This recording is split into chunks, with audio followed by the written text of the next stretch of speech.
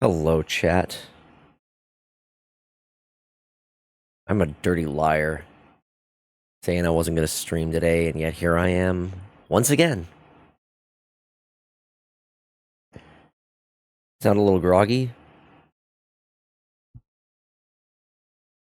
Well, to be fair, I have had a long day.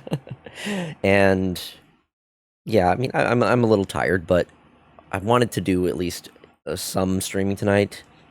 Yes, egg will make sense in a moment. Those of you who were around yesterday might have at least a bit of a hint. But anyway, today I'm going to be playing some more Pokemon Scarlet and Violet. And I've got a lot of eggs. I am determined to get a shiny via egg, one way or another. So let's see, I have 1, 2, 3, 4, 5, 6, 7, 8, 9, 10, and then all the way over here, 11 boxes? I have 11 full boxes of eggs. I have a good variety. I'm not going to get through all of these tonight. At all. Because I had way less yesterday, and that still took me a good, 3 hours or so. I'm just going to go until I'm too tired to keep going. I have a variety of Pokemon that I can potentially get from these eggs.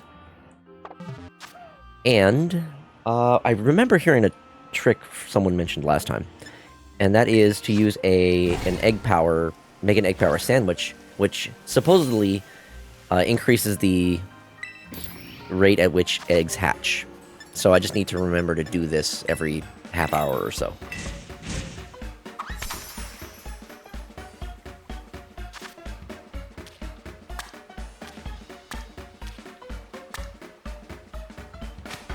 Makes sense. I'm here for the ride. Yeah, this is going to be a very just chill type of stream. Kind of how yesterday was. The Pokemon shiny hunting streams are very much like we're hanging out and chatting, and I'm just shooting the shit. I can talk a little bit about my experience today. I told you I had a very busy day. For those who are in my Discord, you may have seen the photos that I posted. I went to the local Fur Bowl event and did 2 sets of bowling in fursuit. And I was very, very tired by the end of that. Thankfully it wasn't as hot as it was last time. But, it's still really hot, and my suit is old, so the ventilation is pretty crap. But I had a great time.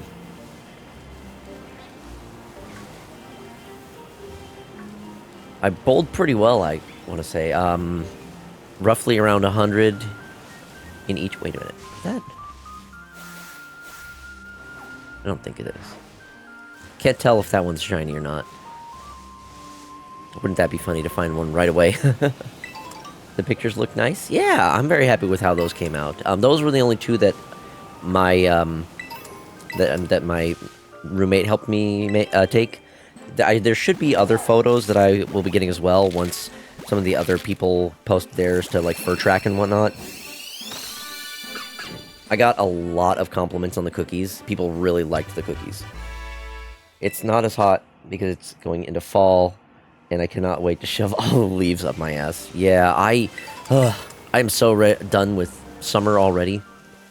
Okay, wow. These are hatching a lot faster. The egg power... I always forget that egg power does increase the hatching rate, not just increases the... not just gives you the chance of finding eggs to begin with. So, Sprigatito is among these. Last time I was saying how there isn't a way to get the starters from this generation in different Pokeballs. Turns out that was actually a lie, because the starter Pokemon from this generation did get the Mightiest Mark ones, and that gave you at least an opportunity to catch one in a different Pokeball. So I do have at least one of each of the different starters in a different Pokeball other than the base one.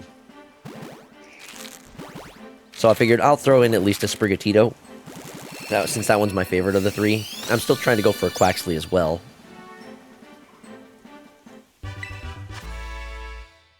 Since I haven't actually gotten a shiny Quaxley at all.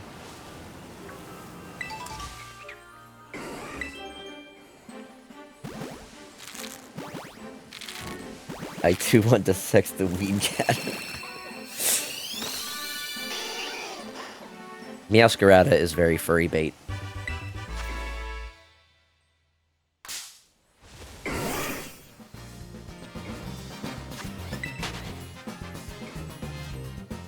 Yeah, I hope you're all having a good day. Pokemon is furry bait. You're not wrong.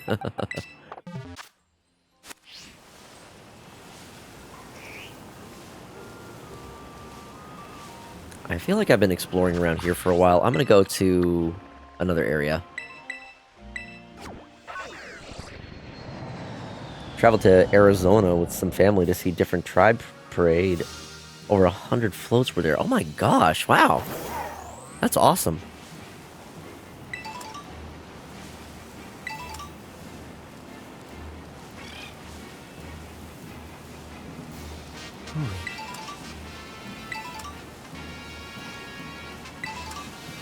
So yeah, I got home from the bowling, and originally I was feeling pretty tired. I had to take a shower right away.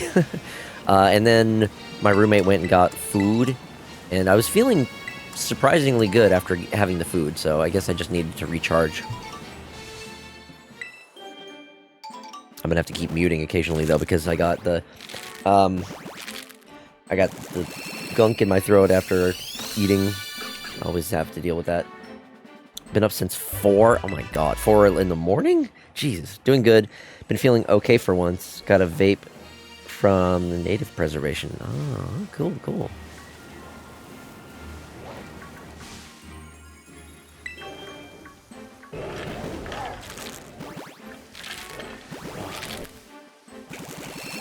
I remembered to bring my stickers with me this time when I went to the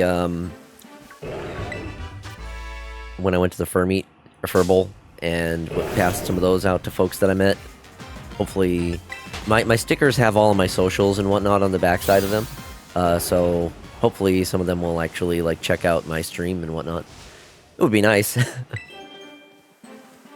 But damn, it was hot out there. Got sunburned too. Oh no!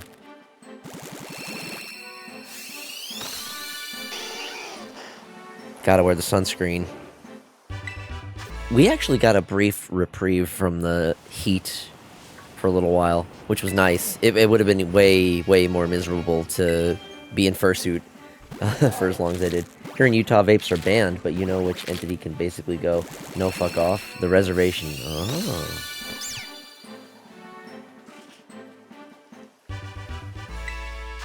Can't say I really have much of an interest in vapes, but, you know, if that's your thing, you do you. One of my roommates vapes pretty often, which is all fine and good. No issues with those here.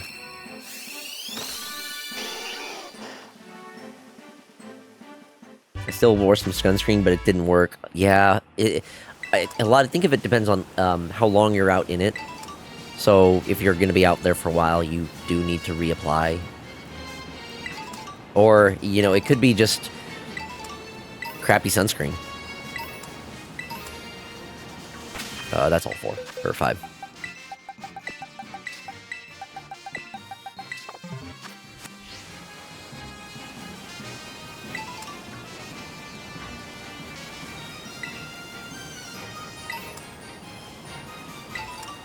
I tried to mix up a lot of the eggs, so I don't know exactly what it is that I'm getting. At least for the first batch.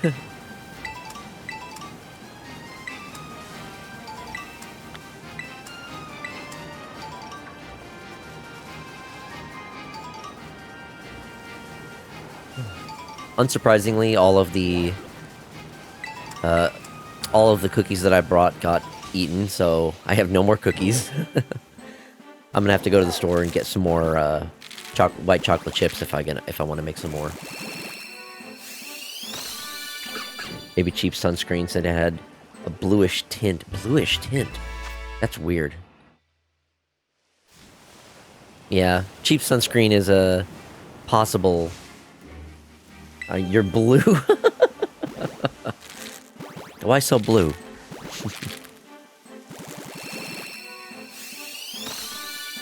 Hello, do you remember watching Arthur postcards from Buster Fetch with Ruffman, Cyber Chase, and Miguel on PBS Kids? Um, I think I saw like a couple episodes of Arthur. It wasn't. I didn't watch a lot of PBS. I did watch a lot more. Cartoon Network was more my jam. That sounds like cheap sunscreen. Not gonna lie. Yeah, I don't use much sunscreen, but I certainly don't remember any having like a blue tint.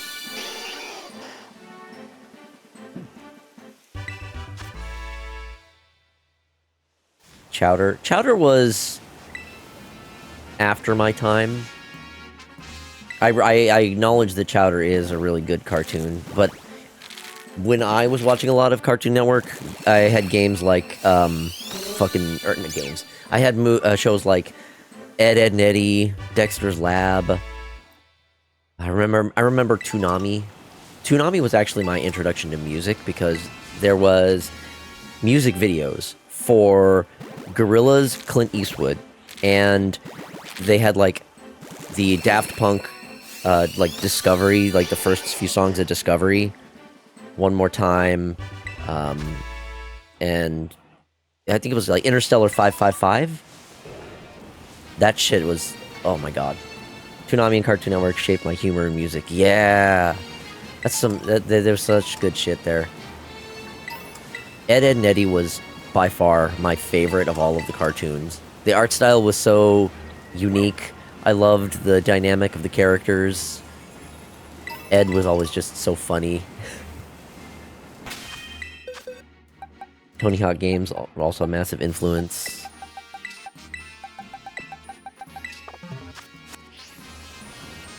Didn't play much of the Tony Hawk games, but I know some people who were influenced a lot of those. Like, you get introduced to a lot of cool music via games like that.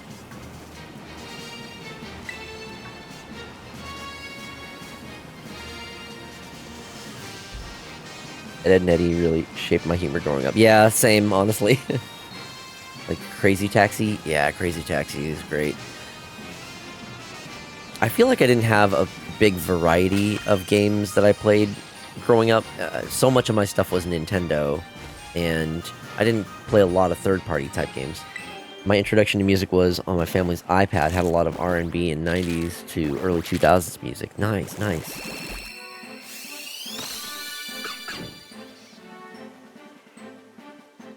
As embarrassing as it is to admit, I did kind of have a country music phase for a while, but I grew out of that after high school, thank God. I think it was big reason is because my dad started to get into it, and once my dad starts to get into something, then I'm like, nah, I don't care. I don't want anything to do with that. No, thank you. I love my dad, but he's extremely embarrassing.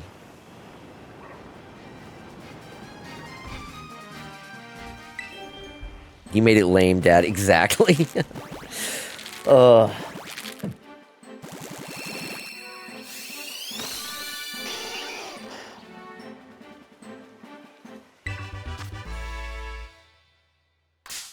damn it.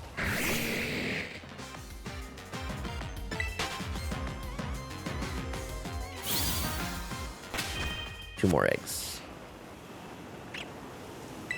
See, last time, I had very bad luck when it came to shinies. I didn't get any from the eggs that I had, and I've only stumbled upon one random shiny, which was a Meryl, which is a fine shiny, but, like, it's a pretty common one. I feel like I already have gotten shiny Meryl, maybe even in this game before, so it wasn't, like, something new or exciting. Because I'm sure that there are plenty of Pokemon that I haven't gotten shinies of yet in this game. I don't mind Country since a lot of the res stations play Country. Country is okay. I feel like there's certain types of country music that are, I guess, more like, not like scrutinized, but just not as interesting. Let's see. Furries also shaped my music taste. I was cringe, but they really got me into electronic music. Yeah. So there's, I don't know if he's exactly furry, but one of the musicians that I really like is called Wolfgun, He has some really great soundtracks, good like electronic drum and bass style stuff. Highly recommend checking out that. His track Lights is really good, and then Road to Jupiter is always just so cool. I think the way his honest. Let me just check it real quick, because the way he describes the music is also really cool. Let me just find it real quick. 1 second.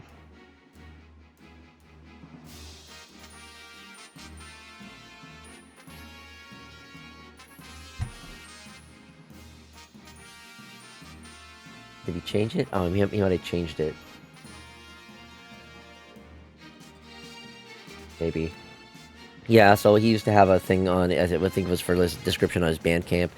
Something about making new music by, like, scraping lasers on spaceships type of thing. Something about that really vibed with me, and I thought it was really cool. Country fucking sucks. I grew up. I grew up listening to it and just hated. Yeah. I feel like it's one of those genres, like, once you start paying attention to more of, like, the lyrics, then it's just not as interesting, or just, I don't know. You vibe with a lot of different musics for different reasons. Lyrics can be a big factor in that.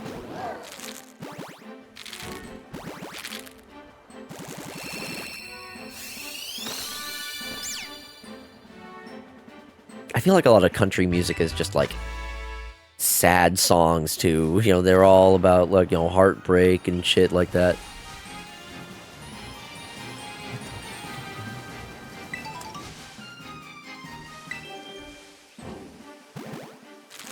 So it's all very samey in that regard. And I think I was just getting over that kind of type of music. I wanted stuff that was a little more upbeat. I still listened to. I did enjoy some like more classic rock style of music. I think I got a CD for like, I think it was Creedence Clearwater Revival. Sad, yeah. So much country music is like sad shit. And, I mean, it's fine if that's what you want, but like, man, I don't want to listen to music that makes me sad. Oops. Uh-oh, wait, can I actually... Okay, good. The smoke ball overrides Trap Inch's ability. One more egg. Egg. So many egg.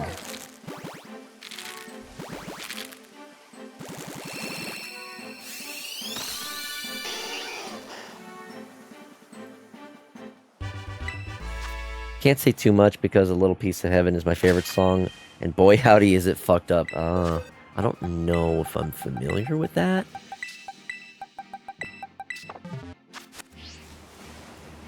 But yeah, if you like electronic music, definitely check out Wolfgun. His stuff is on Bandcamp, so you can like just give it a listen there for free if you want to see if you vibe with it. Like I said, Lights and Road to Jupiter are a couple of my favorite albums.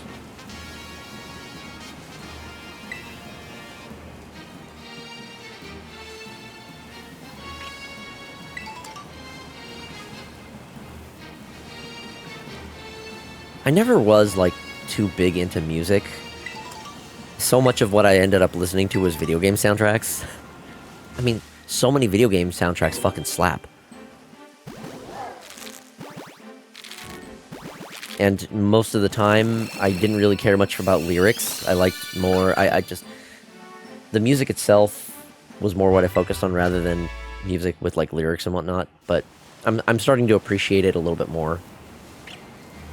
For a more like recent band I've been listening to, Vinny Vinesauce has a band called Red Fox, and he's got some really good music too. It's a song about a dude who tries to marry his girlfriend. She says no. He kills her, eats her heart, does things with the body. Then she comes back to life, kills him. Then they get married after realizing they're both undead and might as well get married. Yeah, what the fuck? Wow, that's something, alright.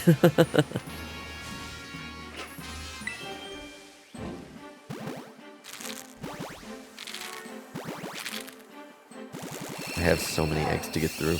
There's no way I'm getting through all these tonight. It's not happening.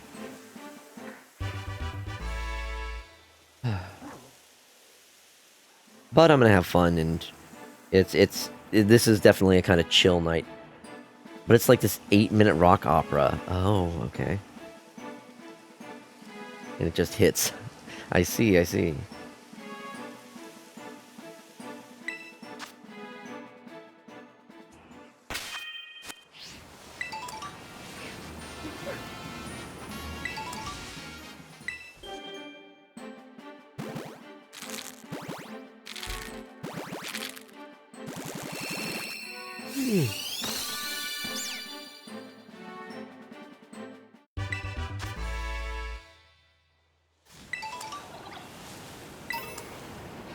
I really hope I have better luck tonight than yesterday.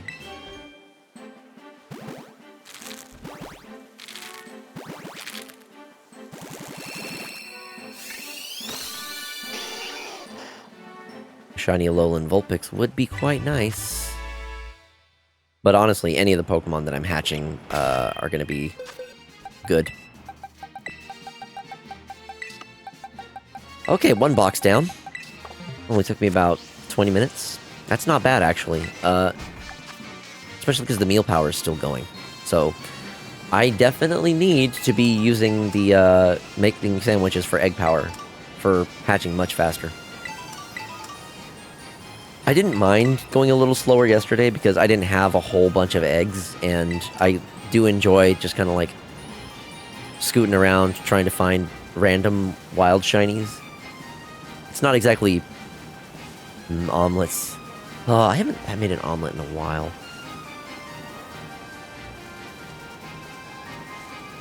My go-to breakfast stuff has been, I make a breakfast burrito. Usually I'll use like 3 eggs, 3 pieces of bacon, some cheese, and then if I have some greens, I'll throw some greens in there too. Slap some hot sauce on it in a warmed tortilla. Oh, that's gonna be my breakfast tomorrow for sure.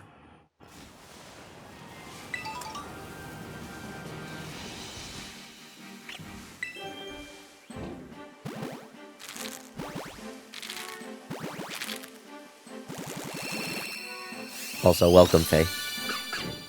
Hope you're doing well today.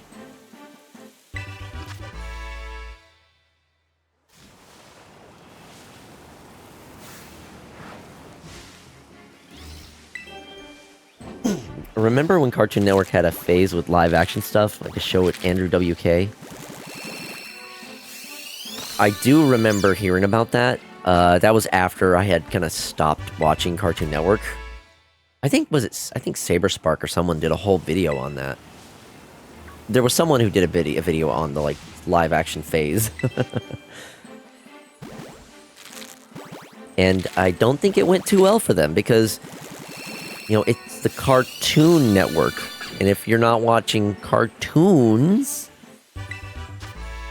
people aren't going to care that much. So I don't think that any of the live action stuff was too popular.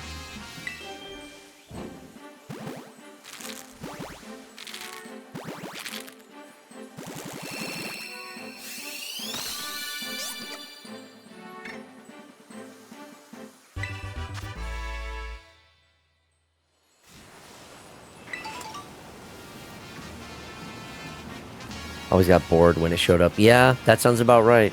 Because, I mean, you know, you go to the Cartoon Network to watch cartoons, they start showing more live-action shit. Like, I can go to so many other channels to get that kind of crap.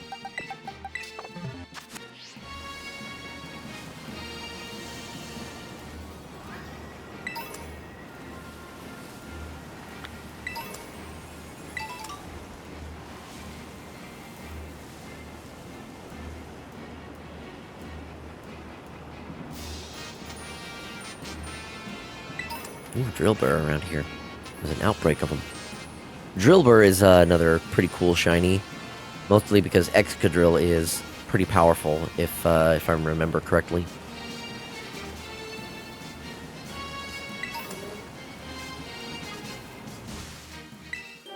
I also Remember those commercials that were like, do you know where your kids are? Because back then you could roam around doing basically whatever the fuck.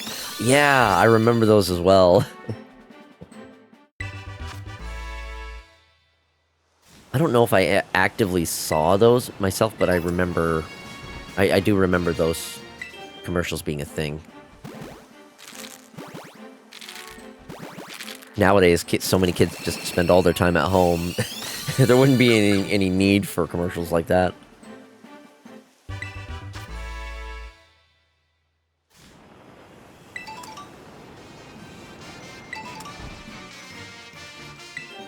You kind of remember them. Yeah.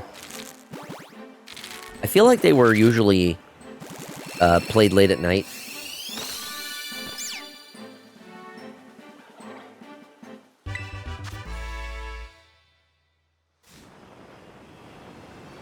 And I remember going to bed fairly early, even as a kid.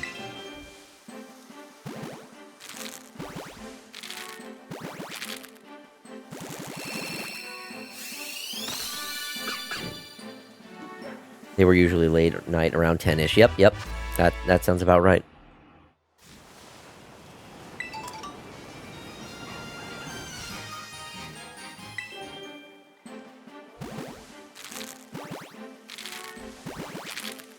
Come on, shiny. Ah.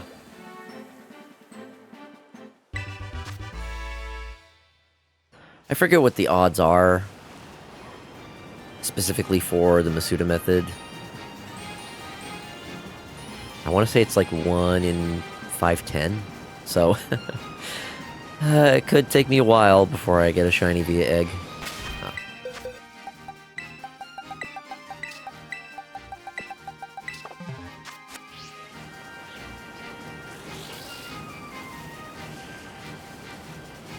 I should explore some of the other biomes. Shiny these nuts.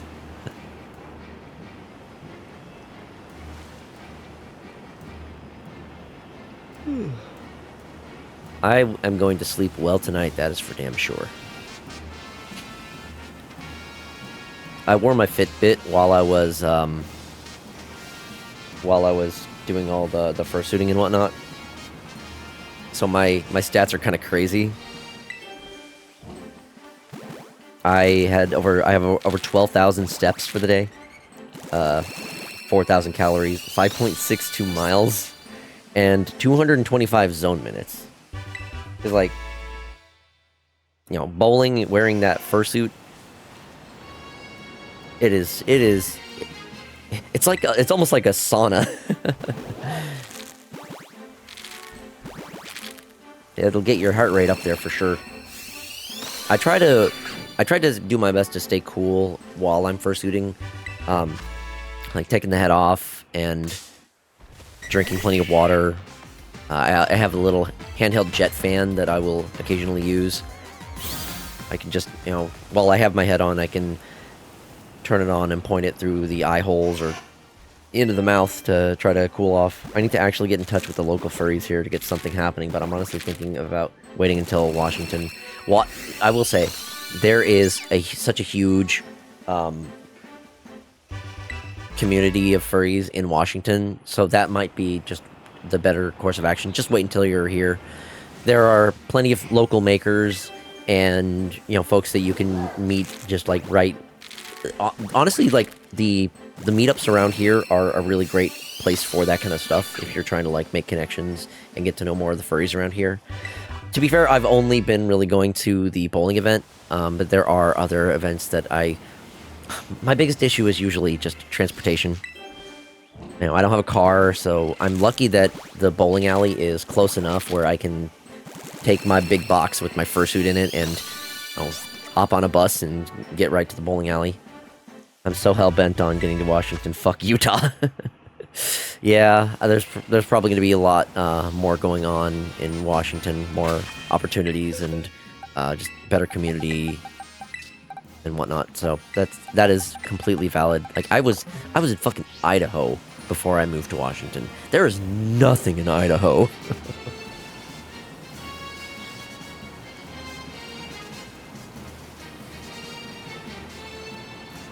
Less religious zealots who shun those who aren't in their cliques. Yep, yep. So true.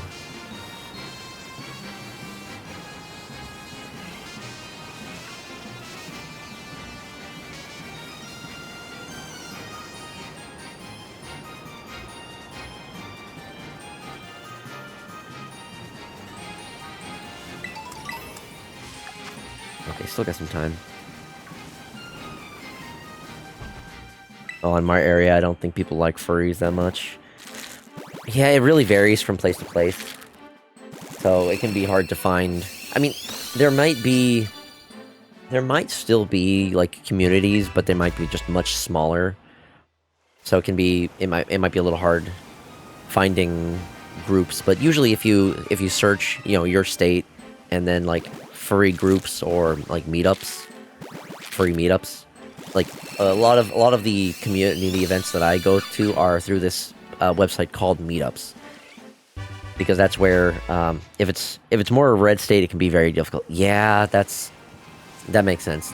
There aren't as many furry groups in red states simply because such a big portion of the furry community is LGBT. So naturally, it's going to be harder for them to get together and have good times in red states. So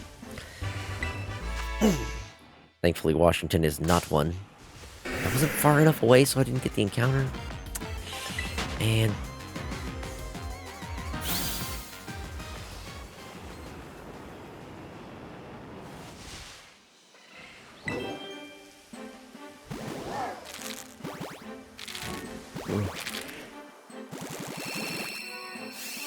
I have to wash my fursuit tomorrow. After bowling as long as I did and staying in suit, it's I've got it to drying right now. I have the head sat on a fan. Same thing with the paws. I have them in front of a fan. I only have a partial, so those are the only parts that really got dirty. I don't wear my fursuit I don't wear my foot paws because it's really hard to bowl with those. I just take my regular shoes and then put on the bowling shoes when I get them. And I'm able to do pretty well with that. We'll probably get ostracized, so it's not a risk I'm willing to take for now. Yeah, that sucks, though. Hopefully you are able to eventually get out of there and to a place that's going to be more accepting so you can be around more like-minded folks. Yeah.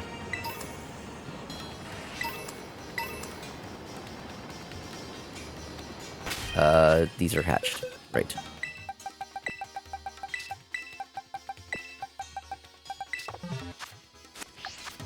Oh, it. The sandwich has ended. I'm gonna make another one. Because that was really nice having the faster hatching speed. So the egg power level 2 in combination with having the Volcarona is quite nice. I'm full of sandwich.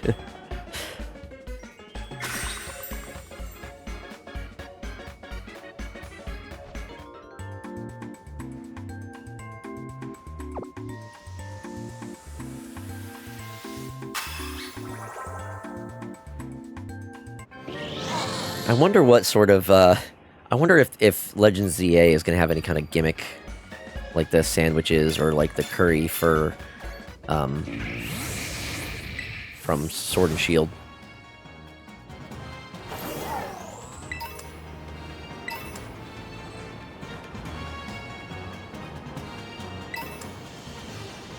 It might not, actually. Legends Arceus didn't really have anything, so very possible that they just won't have any kind of gimmick like that. Thankfully, I do live in a college town that is very supportive of the LGBTQ community, and there's a guy at the hobby shop I work at that's flamboyantly gay, and I love him. Hell yes, that is awesome. Legends Arceus' whole game was the gimmick. Fair, fair. It was really nice being able to just catch Pokemon without having to engage them in battle. I think we'll be able to do something similar in Legends Arceus, or Legends ZA, I mean. It seemed that way from the, from some of the videos I've seen.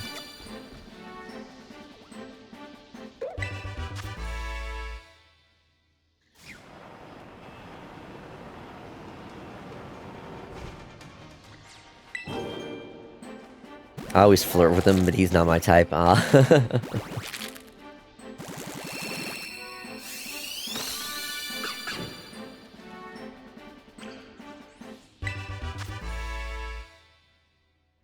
have not had an egg drought this long for this. I've not had an egg drought this long in a long while.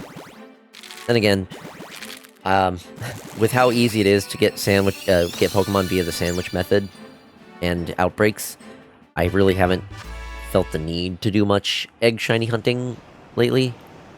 But you know, when you want to go a little more of a slower pace, something that's a little more laid back, this is a good option. And I think it really does work well for, like, streaming. Just because it just gives me an opportunity to just chat with y'all and just shoot the shit.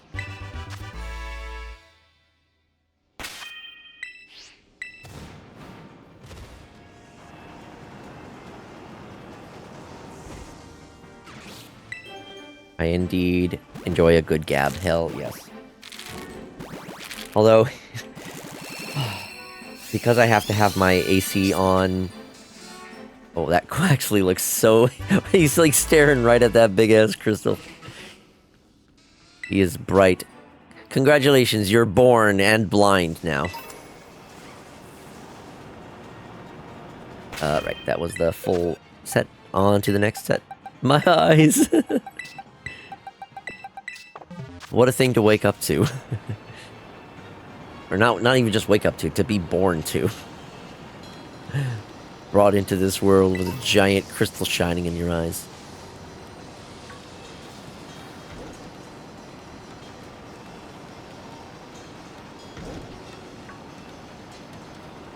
I keep seeing the Dynamo and thinking that they're an item I can pick up.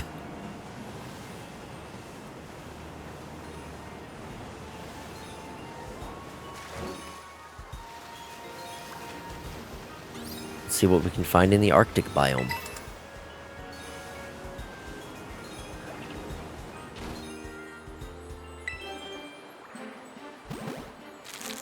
Yeah, I'm super excited for Legends ZA.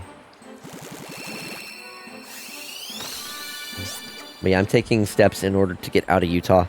My hope is to be out by the end of the year, and we'll come harass you during the bowl. Hell yes, please. I would love to see you there.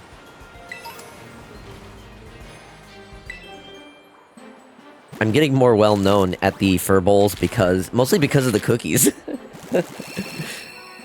I only promise chaos.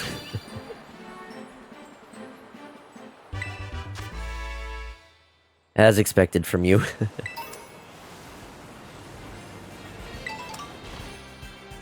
Bringing cookies is a good strat, yes. I also put a little note by the cookies to let them know who it is that brought them, so, you know, they go out late. I see people later on, you know, throughout the bowl, and they see my badge, and they're like, "Oh yeah, so you're FoxyDude. You brought the cookies, didn't you?" It's like, "Yeah." It's like, "Oh, they were so good." It's like, "Oh, I feel so good hearing that." I'm glad that I get to. It's my little way of sort of like giving back to the community, just like sharing my hobby. They've always been a big hit anytime I bring cookies, which has been every time.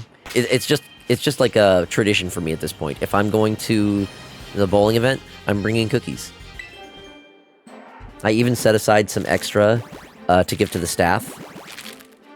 Because, you know, there have been some times, the first one or two times when I brought, it might have been the first time actually, I brought cookies and they were all gone before registration was even done. So the staff didn't get a chance to try any of them. So next time after that, and each subsequent time, I've always set aside a number of cookies to give to the staff, specifically so they can at least get some.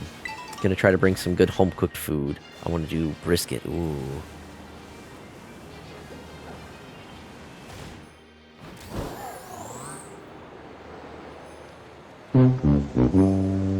What?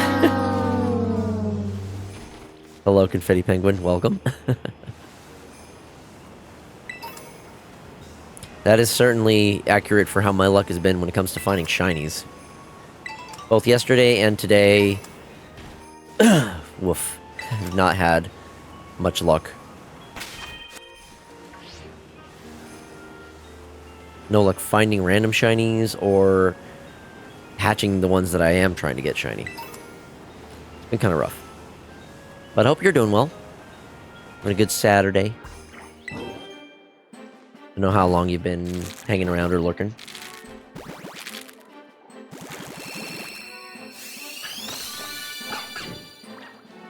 But like burgers and brisket? Nice.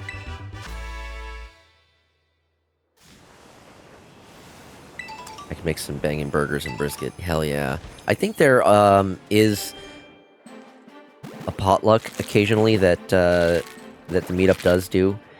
But I don't know if you would be able to bring like that kind of food into the bowling alley, because technically they don't allow outside food and drink.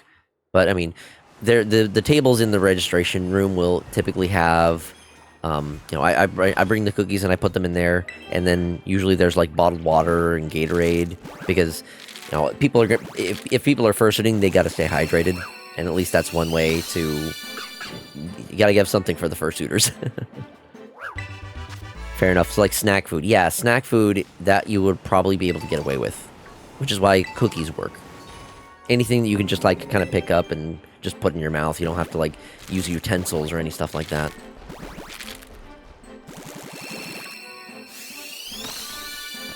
Brownies? There you go, exactly. Brownies would be another good one. The next Fur Bowl is in November. I'm thinking since it would be seasonally appropriate, I do, I could fuck with some Death by Chocolate brownies. Ooh, I haven't done brownies in quite a while. There was one time I did chocolate peanut butter brownies, which were pretty damn good. I also had tried cheesecake brownies, which turned out okay. Cheesecake is like my favorite dessert of all time, but I just can't quite get it right doing it on my own. I've tried just base cheesecake. I've tried making like mini cheesecakes in like muffin trays, and then I've tried brownie cheesecake, and it just, I don't know, something about the way the cheesecake comes out whenever I try making it on my own just doesn't quite, it's not quite right, and I don't know what it is, whether it's like the ingredients or some steps I'm not following right, or maybe it was just, at the time, we had an older oven. We've since had it replaced. So maybe it was the oven? I don't know. I love making cheesecake. It's difficult because you need basically blend the concoction. I don't know. So maybe that's the problem. Maybe I'm not blending it enough, or well enough, or just right.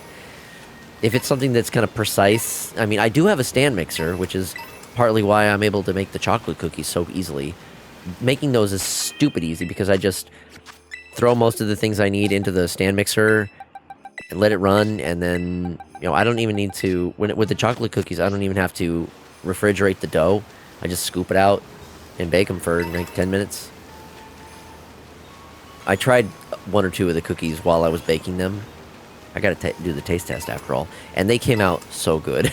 I really wish that there were some left over, or that I had made... I went through all of the chocolate chips that I had, so I can't really make more until I go to the store and get more chocolate chips. But it's just so good.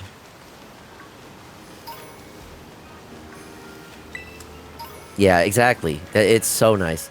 Oftentimes I can even, like, put the chocolate chips in the dough while they're in the stand mixer, and it just mixes it up pretty well like that. That's how I'm able to make because of my stand mixer and how easy they were to make yesterday is why I was able to stream yesterday when I originally didn't plan on it. But because it's getting into fall, what about caramel pumpkin spice cookie? Actually, so not caramel, but I know how to make pumpkin chocolate chip cookies. That was one of the earliest cookies that I learned how to make, and I have made those specifically for the bowling events before, and they were a big hit. Caramel pumpkin spice sounds... The neat thing about the pumpkin chocolate chip cookies I make is they actually do use pumpkin puree. I think so. It uses that instead of like egg. So they're technically vegan. Or I guess maybe not vegan, but at least vegetarian. The chocolate cookies I make use eggs, so... another cookie that I have a love-hate relationship with... Fucking... gingerbread cookies. I love gingerbread cookies. They are so delicious, and they are fun to decorate. I love using the different types of cookie cutters that I have to make different shapes, and, you know, decorating them with the icing is great, but... Fuck making... Yes, you know the pain. Oh, it is such a pain making gingerbread cookies. God damn it. Working with the ice... Or working with the dough, trying to keep it cold and cutting them before it, like, starts to stick. And then you also have to make the icing and then ice them. It just takes... I have to... When I do gingerbread cookies, it takes me a whole... I make the dough the night before. And mostly, thankfully, because of the stand mixer, it makes that part of the process easy.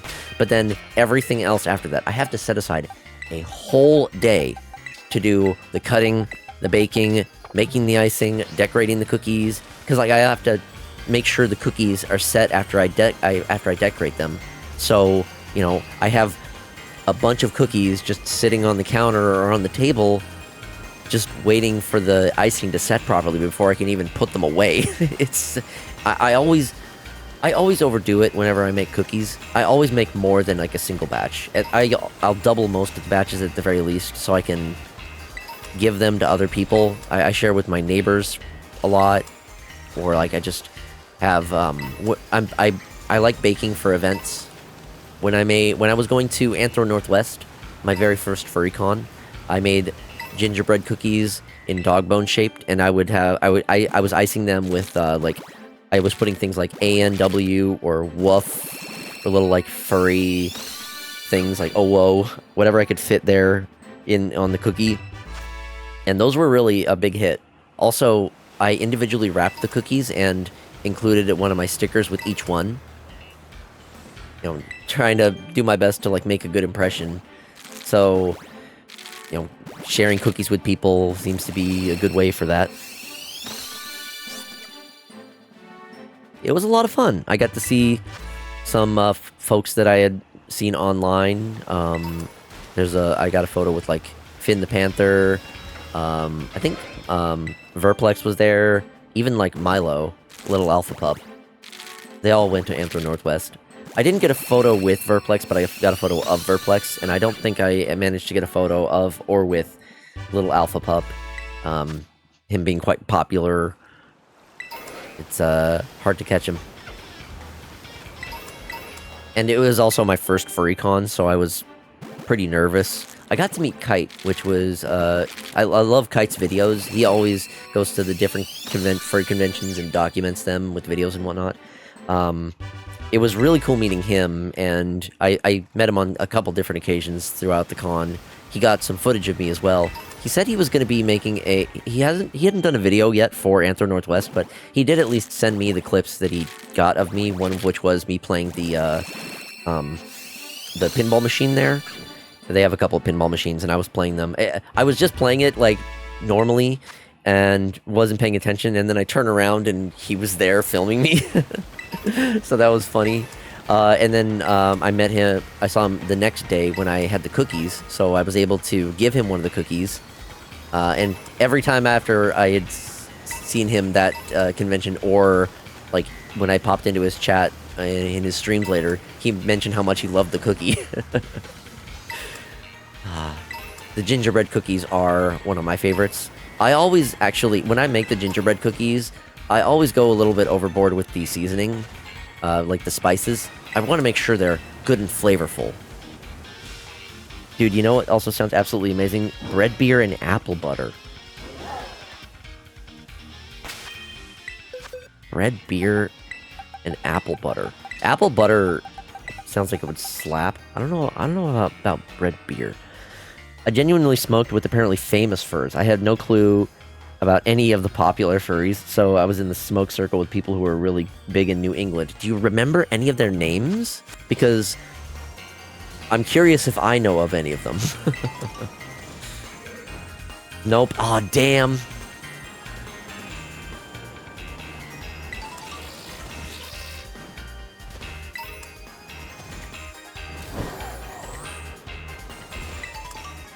I think, yeah, Anthro New England is another fairly big furry con. I know Beta Eta Delota is one of the furries that has gone to that one pretty frequently. He's a really popular one. Apple butter jeans, boots with that fur. What?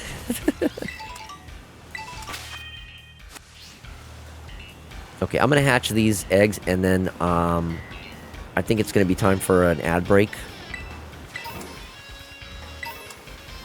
I'm also gonna take the opportunity to get some tea. I feel like, Faye, you're making some kind of a reference that I'm not getting. It maybe a song. If I were to guess, it's probably a song. Beer bread is one of my favorite things to make because it's all the homey vibes.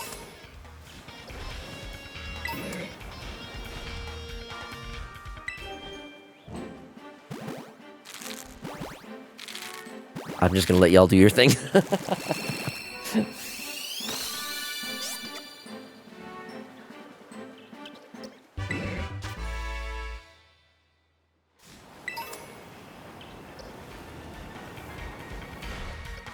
These are hatching fast now, though. Yeah, once again, proving my my lack of knowledge when it comes to songs.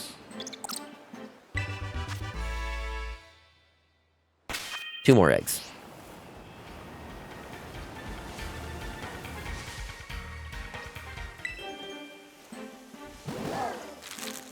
I think this will finish up this box as well.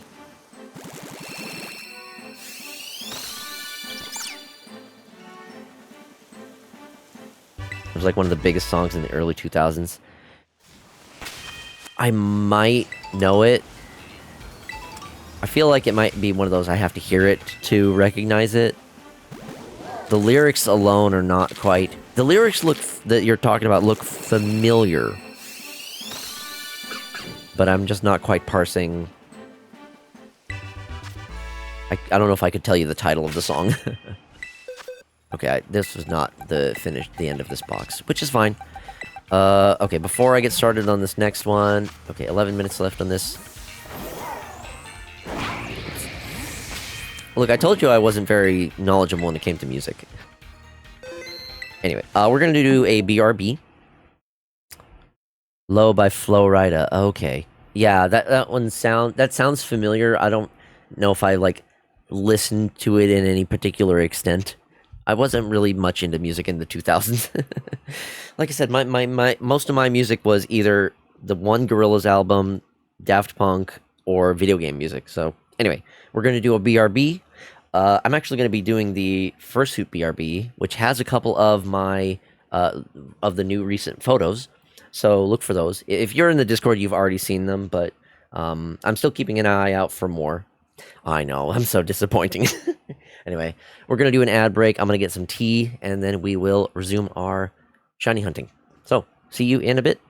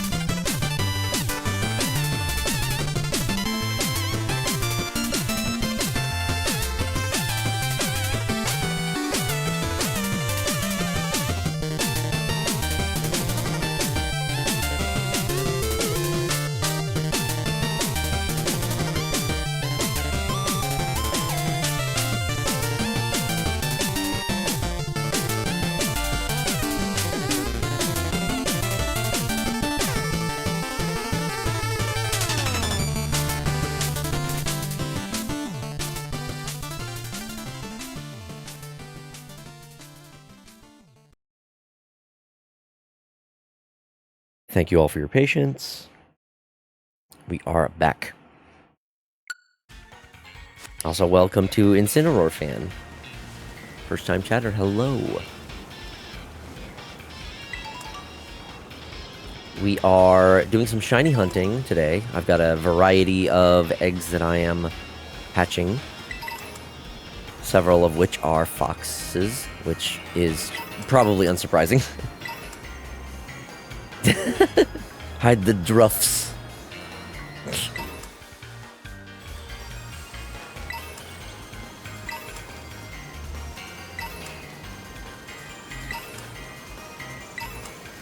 Incineroar fan, I have a feeling I know what your favorite Pokemon is.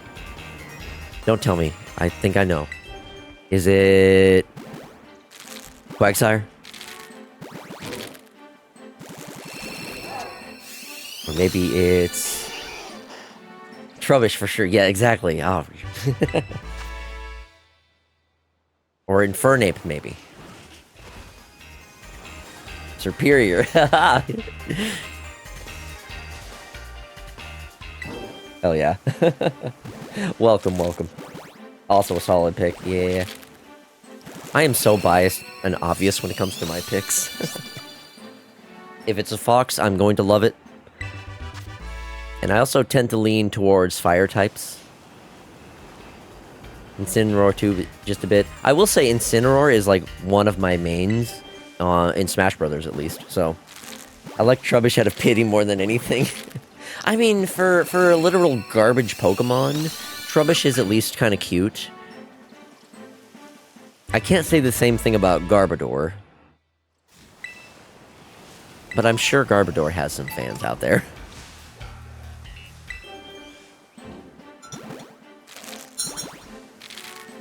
My tea is very hot. It's going to take a while before I can actually drink it. But at least I've got it made and steeping. Slow, bro. Oh, yeah.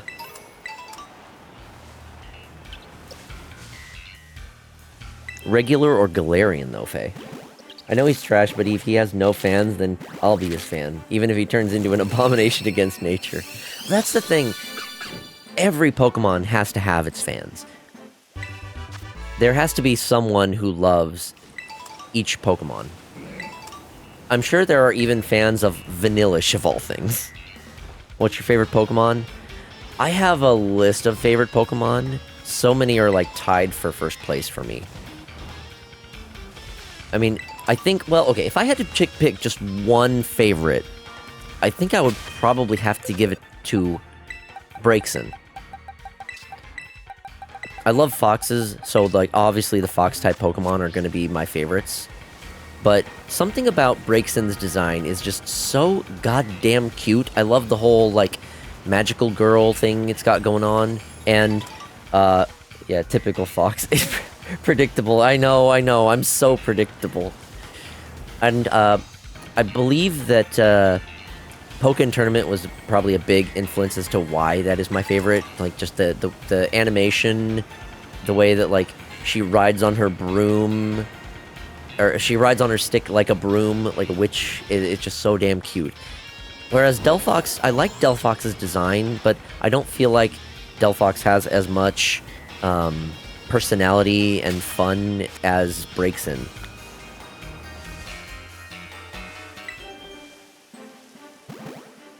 Cantonian because the typing is better, but I like both for Slowbro. Yeah, predictable. He wants to a magical fox girl. I plead the fifth.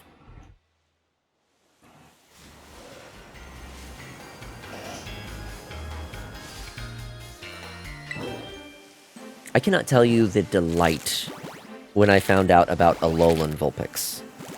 Like, okay, so you're telling me that you're taking one of my favorite Pokemon of Generation 1 and you're making it cuter. Like, goddamn. And then you have Alolan Ninetales, which is just incredibly regal with its style. And then it's Ice and Fairy? It's a great combo. I want to be a snail.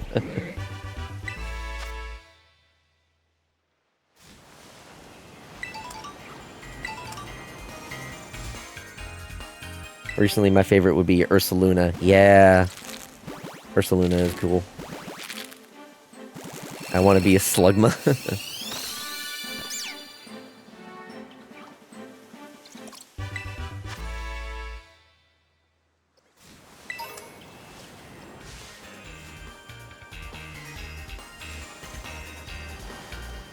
I wish Ursaluna was one that could be shiny hunted more easily. I think I have one. I don't remember how I got it. Or no, maybe I've just seen one. I believe it can only be... No, it's not that hard to get one, actually. You just have to do it through Legends ZA. So getting a shiny Teddy Ursa or Ursa Ring is fine, and then evolving it in that game to a Ursaluna isn't too hard. However, there is a variant of Ursaluna in this game, and by my recollection, I don't think it's possible to get that one as a shiny.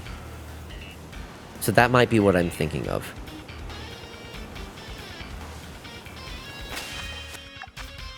Okay, 4 minutes left on the sandwich. I need to swap out the Pokemon for the next batch.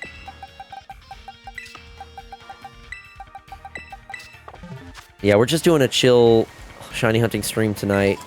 I've recently gotten back from a furry bowling event, and I was very tired after bowling in fursuit for several hours. But I still had a great time. Still stinking. I showered. That was the first thing I did when I got home, okay? I will not stand for this slander. I'm not stinky.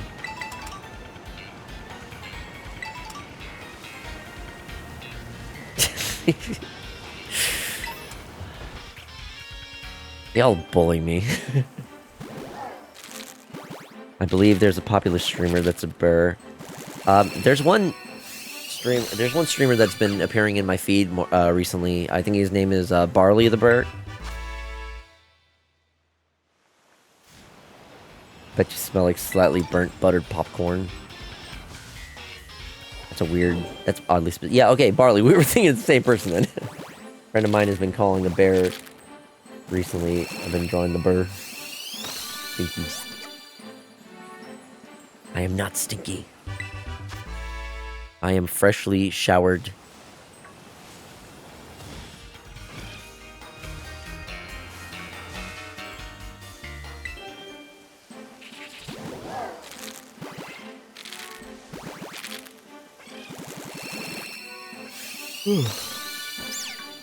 Got a shiny Greninja plush. A shiny Greninja plush. That sounds awesome. Is it like a fan-made thing?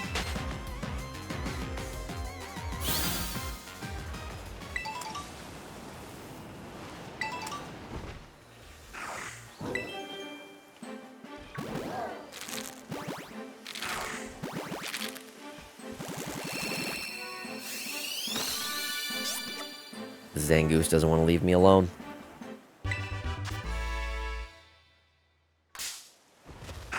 I really wish that the Pokemon wouldn't just hover around you when hatching eggs. It's annoying.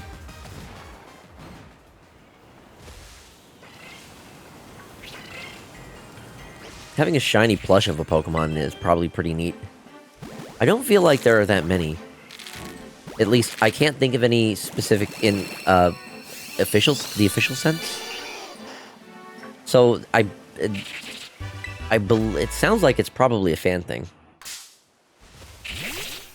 Proud Mother Miraidon.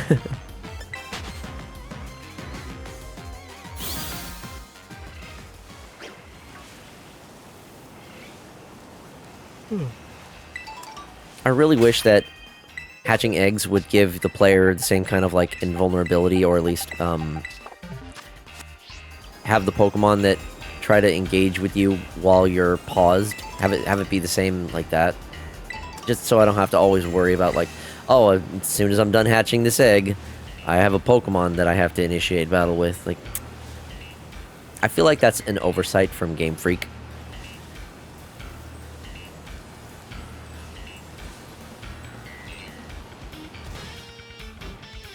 I should go to the canyon biome.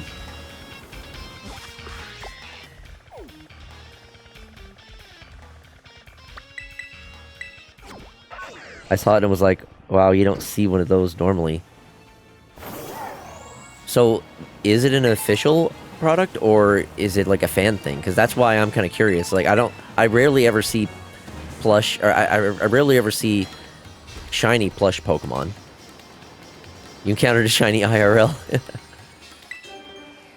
I feel like you should have the ability to kick them to leave. Just punt the little bastards. Or some of the smaller ones, yeah.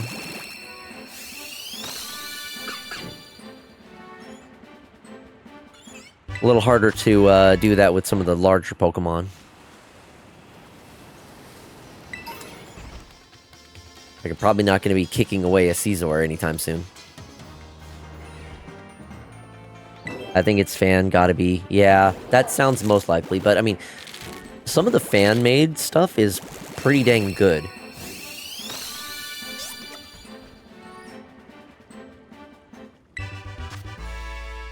Heck, there are some cases where fan stuff is better quality than the officially made things.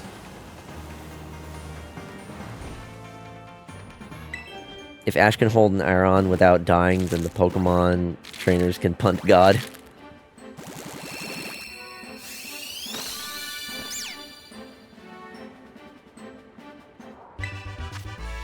Wait, what do you mean without dying? I mean, it's just a steel type, right? I mean, I imagine it would just be heavy. Because it's a steel type.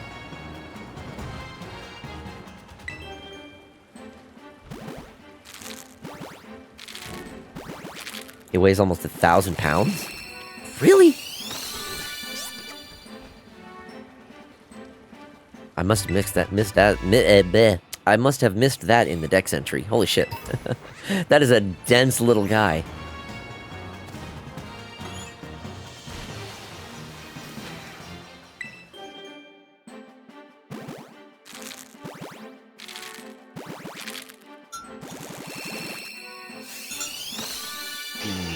My tea smells quite nice. I thought it was official from the quality, not gonna lie. Yeah, like I said, fan stuff can have really high quality, so sometimes fan stuff can be better than the official ones. Okay. Gotta swap these out, and it's time for another sandwich. Oops, wrong button.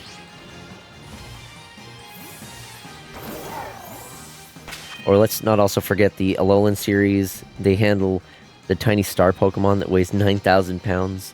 Oh,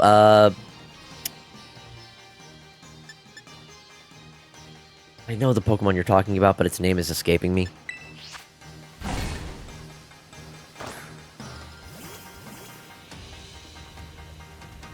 Cosmoem? Or is that the evolved version of it? Cosmog. Cosmog.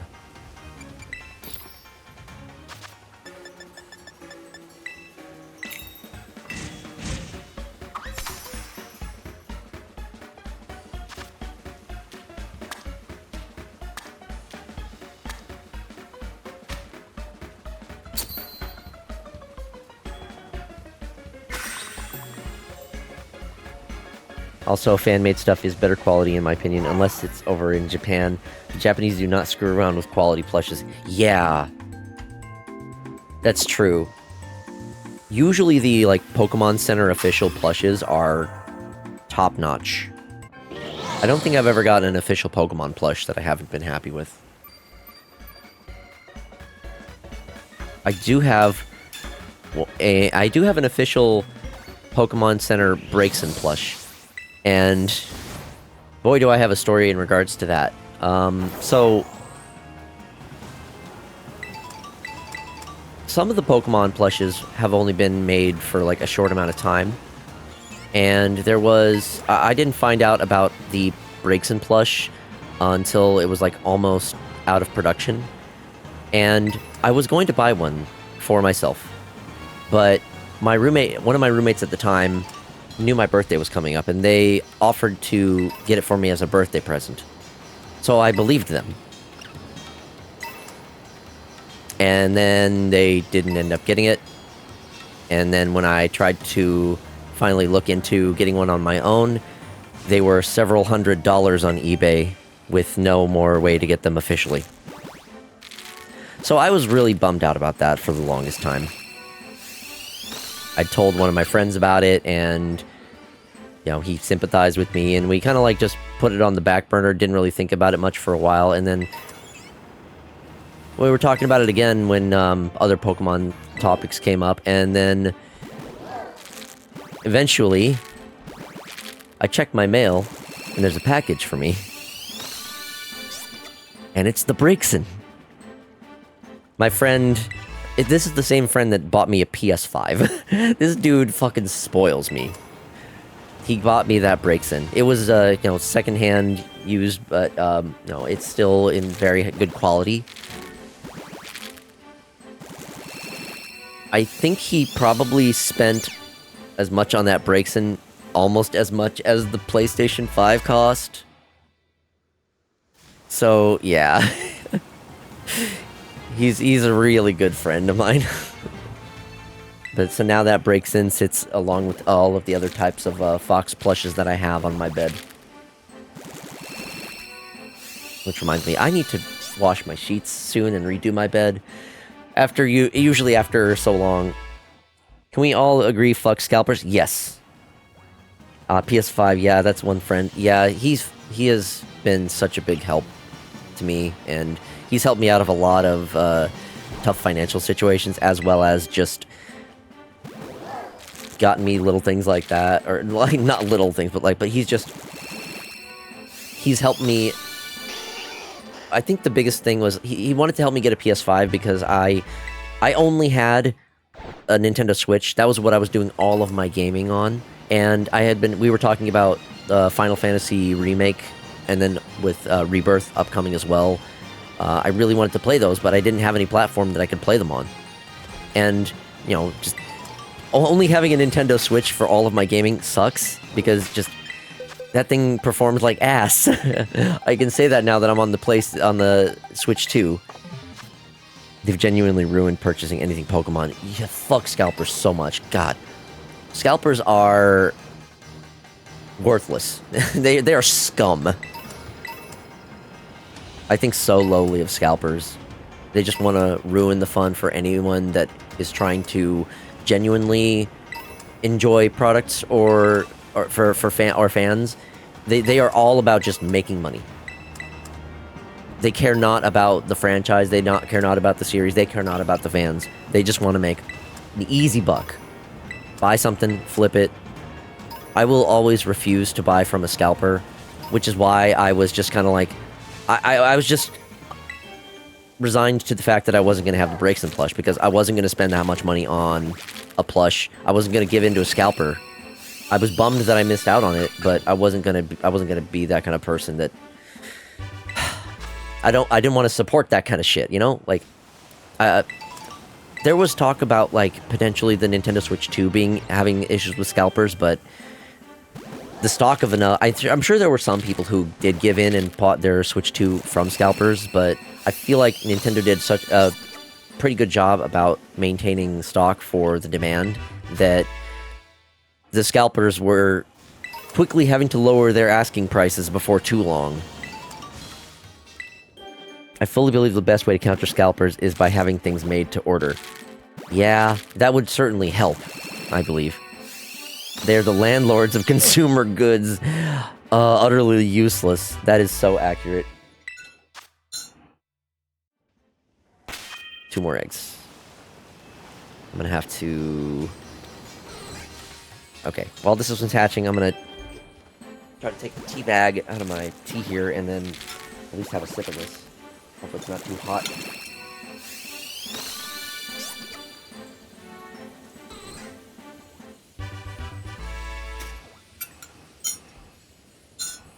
Okay, it's still pretty hot.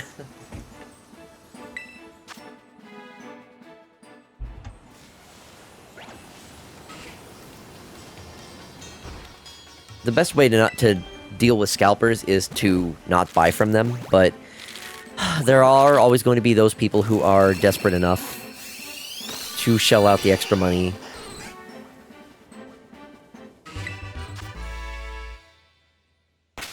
I mean, scalpers are a big reason why I have zero interest in getting back into, like, Pokemon, the Pokemon trading card game. Scalpers have absolutely destroyed that market.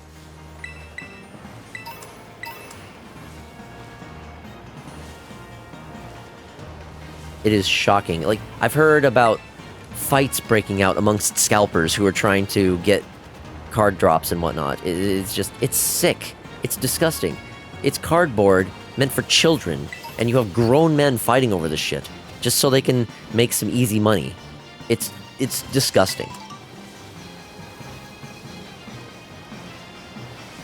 I have zero respect for scalpers.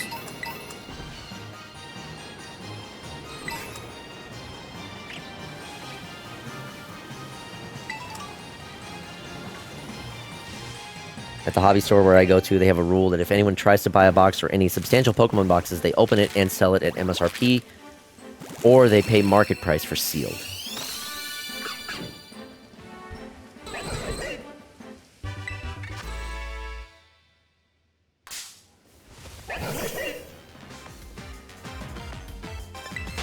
I don't know if I know the difference between market price and MSRP, if I'm being honest.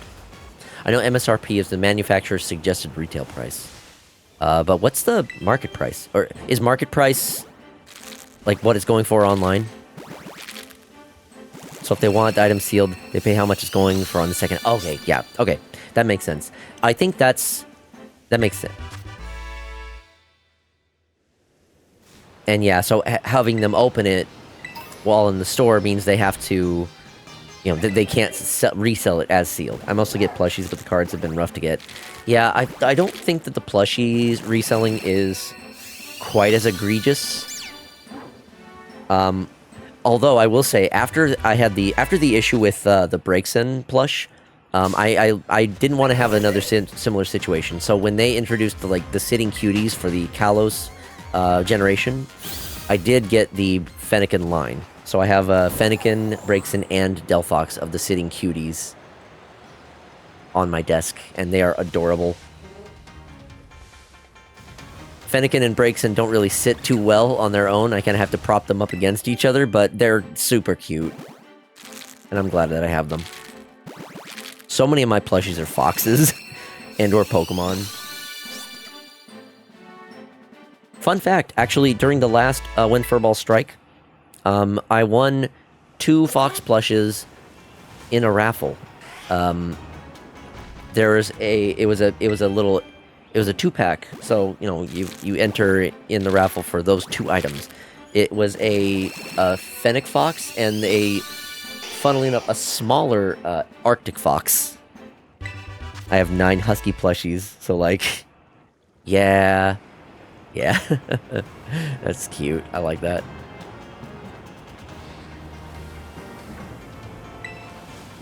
If any of you are familiar with the Squishables brand of plushes, I have several from them as well. They had a limited edition like Mini Kitsune. I have that one. I have a little one that's a little Firefox one. I have just the regular Mini Fox.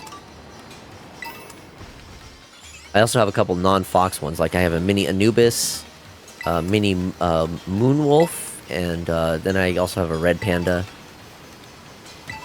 For like the jumbo size ones, I have one that's a Cerberus.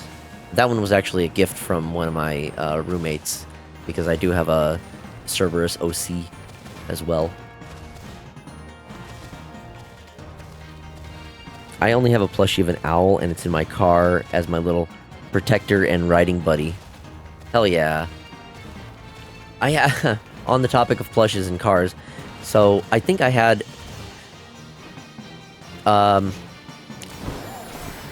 I don't know if any of y'all would remember, but I love Squishmallows, so cute. No, Squishables, they're a different brand. Squishmallows are, I think, the Squishmallows are all like similar shape. Well, I mean, the Squishables are as well, but the Squishables are much more like round, like spherical, whereas Squishmallows are, some of them are a little flat. I don't have any Squishmallows. But anyway, so there was a promotion that KFC was having for a while, where I think if you bought like a particular meal, you could spend a little bit extra and you could get a plush. They had Pokemon plushes, and this was just back in Generation 1, so I think one of them was a Vulpix. They also had, I think there was a Dratini, maybe there was a Meowth. I don't remember all of the rest, but I remember I had one of the Vulpix, and I had back when I did have a car, I put that Vulpix in the back window, the rear window of my car, and unfortunately, I'm not sure if it was because I had the head of it, like,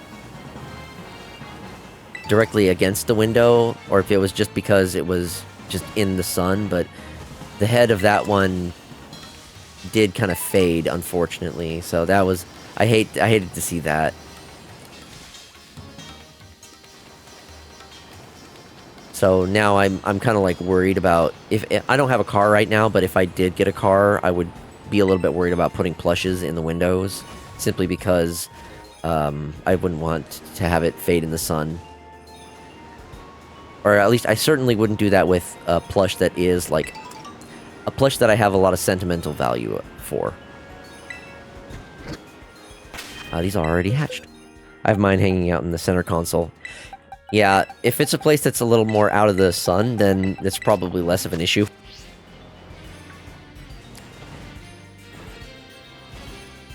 I need this tea. It's probably gonna be a little hot, but I need some of it. Oh no, that's just right.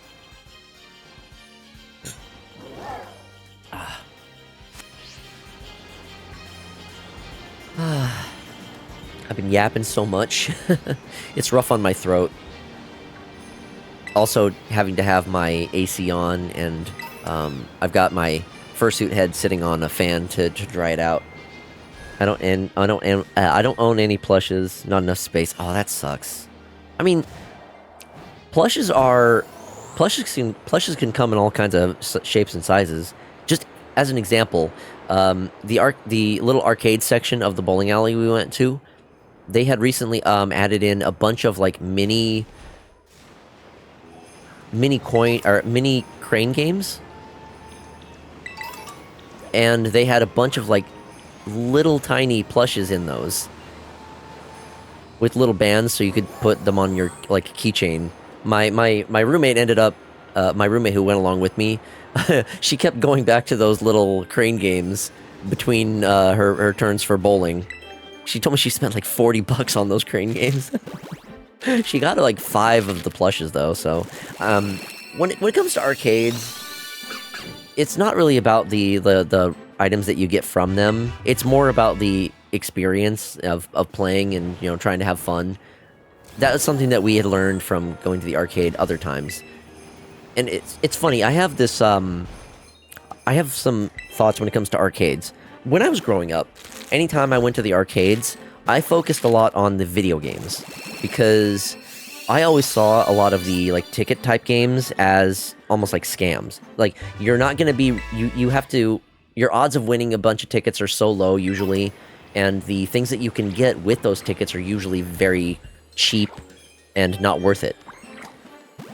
So I thought, why would I play the ticket games when I can play the video games and have a good time with those? However, it's funny how my stance has changed nowadays. And that's, a lot of it is because of the advancements in technology. So a lot of the games we have available to us, like on consoles or on PCs, can rival that of arcades, outside of a few specific situations, typically. At least in regards to the video games you find at arcades. But the ticket games at arcades are almost always unique experiences. You kind of have to go to an arcade to get those experiences for those types of games, like coin pushers. Yes, there are some arcade simulator type video games, but playing those actual type of games in an actual arcade is a very different kind of experience. Foxy will literally punch a kid to get to the coin pushers. Look, if a kid is hogging the coin pusher for too long, then maybe I'm gonna get that kid out of there. No, I wouldn't actually. But yeah, so I have come to appreciate, and even though I know that the items that you are going to get, fuck you. God damn it. So much money has been lost to crane games. See, here's the thing.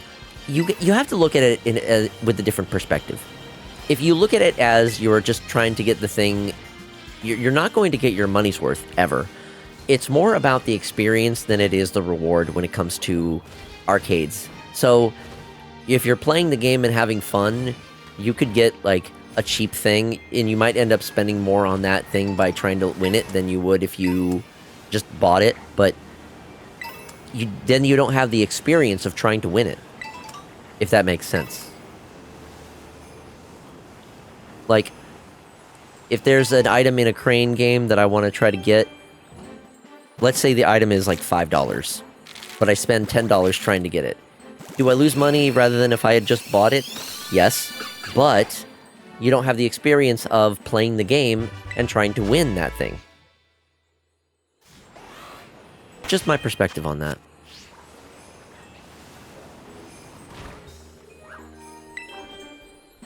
I miss being able to have cool shit and Happy Meals and cereal boxes. People have ruined that shit. Exactly, they can be big or small. There's always room for a plush. Yeah, sorry, I'm only just now seeing those messages. Yeah, so that's my thought process on that kind of stuff. You have to just look at it differently than if you're not just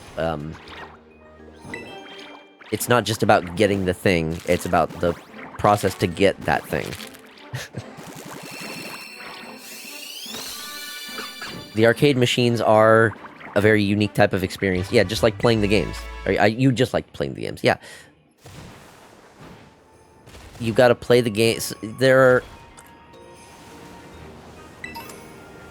You could say it's like a form of gambling for kids. You wouldn't be wrong per se, but it's kind of it is kind of similar, but yet different at the same time. Oh boy, let's go gambling. Oh my god, I would love to go to an arcade in fursuit. Problem is most arcades don't allow kids are gambling. That's what arcades are, baby. Also, welcome, Deadeye. Are you finished your how did your Final Fantasy stream go? Budster, welcome. You love my persona. Thank you. I appreciate that. I'll admit, I have been kind of self-conscious about my persona. His design is very, generic Red Fox, many could say, but I've had the character for so long, or persona for so long, and I guess there are at least enough little unique features about the character that so many people are able to instantly recognize my character in the various artwork and whatnot. Well, yes, welcome. Appreciate you stopping by. I think it looks nice-ish. Or nice. I thought... I first read that as nice-ish. It's like, wow, that was talking about a backhanded compliment. Okay, I don't think that was what you meant, though. His persona would be that one guy in school that would wear the Legend of Zelda shirt and cargo shorts. Oh my god, I know exactly what you're talking about. Oh, these already hatched. The usual. I got a bit lost, drew a lot of magic from enemies, zoned out a bit. Good times. Final Fantasy VIII is a very long game, so sometimes you're going to have those times where you're not making a ton of progress, but like a little bit. Nice, lol. I just say like that. Okay, yeah. I figured that was what you meant. I thought it was like maybe a typo, perhaps. But yeah, no, you're all good. You're all good.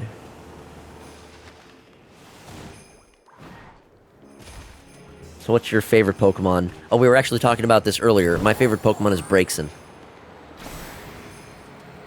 Because, one, I love foxes. Big surprise there. And two, I feel like Braixen has a lot more personality and quirkiness than Delphox.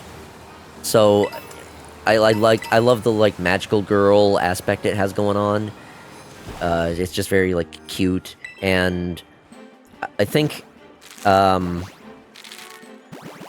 Nice with a lisp, not nice-ish. Yeah, that was my bad. If it was... It's late. It's getting late for me. I've been up for a good while, and I also spent several hours bowling in fursuit today. So, you know, yeah, brain drained and body drained. All right. I don't know how many of you have the experience of going bowling, let alone in a fursuit, or even just being in a fursuit. Yeah, it's so tiring. But it was such a blast. It was so fun. I cannot wait to see some of the photos from the people who were taking pictures. I got 2 photos for myself. I was able to get my roommate to take one photo with a couple of fursuiters, and then I got a nice photo next to with me posing by one of the crane games. I'm not sure if Incineroar fan, you might have been around when I was doing the BRB earlier, and I was doing the showcase of some of my fursuit photos. So those 2 recent photos, or at least, were added in there. And then I'm waiting for other people to upload their photos. Once I find those, I will also be adding those in. Nothing says exhaustion like being up for 43 hours. You'll honk shoe for half the day. Yeah, I'm gonna be sleeping well tonight. That is for damn sure. I haven't been up for super long. I think I got up around like 7:30. Pics were so nice. I'm glad, yeah. I don't know if I've ever felt physically taxed after bowling, but I do imagine sweating in a fursuit does make it exponentially more exhausting. Yes. Oh god, yes. I've seen some people wear shirts that say, "Fursuiting is my cardio," and that is not a joke. Fursuiting is absolutely cardio. Just the amount of extra work that it takes to put on the suit, be covered in fur and foam, and still try to move around. Because here's the thing, when you're in fursuit, you have to really exaggerate your body movements to really like portray your character or to express yourself. There's some people who, when they're in fursuit, they don't speak, so they really have to use body language to express their emotions. Because like you can't change the emotions of your fursuit. You have to express it through your body. So it becomes a performance for some people, and it can be a lot of work. Some people are more suited for handling that kind of strenuous activity. I definitely need to work out a little bit more, so it's not quite as taxing for me. But it still is a lot of fun. And then I always look forward to the photos. I did a bit better of a job. So one of the things I kind of learned looking through previous photos is I kind of have a sort of default pose whenever I'm asked to take a photo. So this time I was trying to be a little bit more, you know exactly what I'm talking about with how many of the photos that I've shared in the server. But, I mean, okay, it's like my signature pose, but I still want to try to vary things up a little bit more, so I'm not always doing that one pose. I need to switch things up and make my poses a little bit more interesting for the photos. And I think I did a decent job of that in this for the recent bowling event. But I'll have to wait for some of the photos to get uploaded by other people. Easy, revolver ocelot pose. What is the revolver ocelot pose?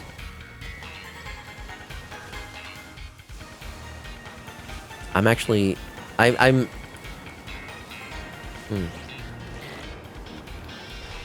But if you don't do the pose, how will we know it's really you? That's what the badge is for.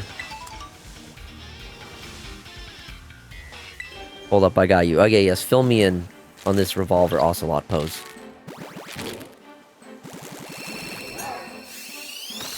Oh, no, he's gonna start outsourcing his fursuiting. Nah, I'd do all that myself. I fursuit for me because it's fun.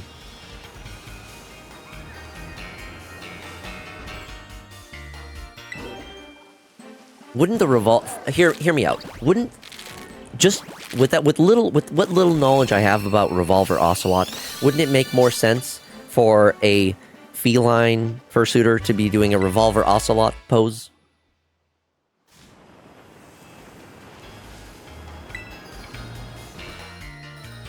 Just saying. Yeah, let me check this. I think that was the ping of you sending me it.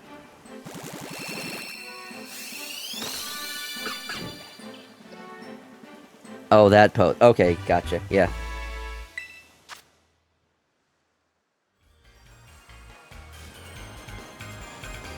I don't know.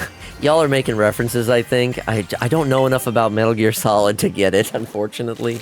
The series that I just haven't really touched much.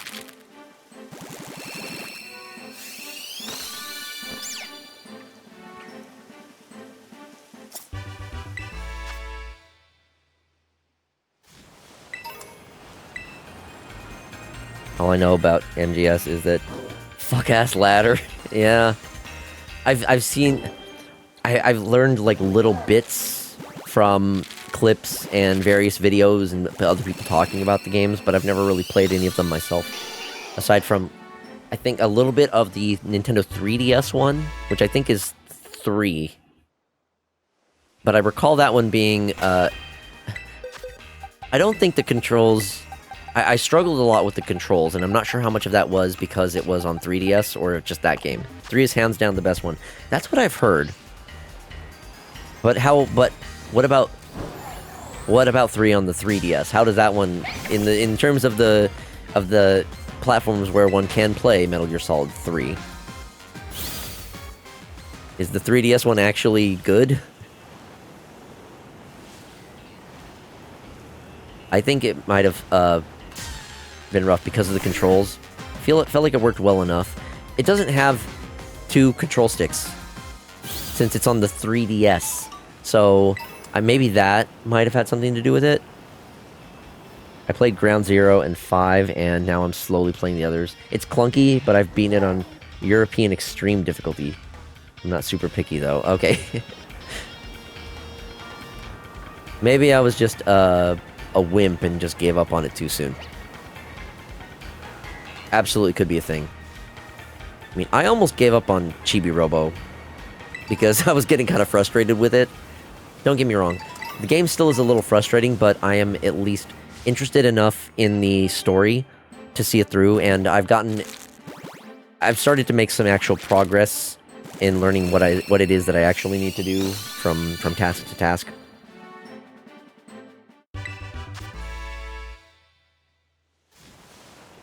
I just wish the game would stop stopping me so often.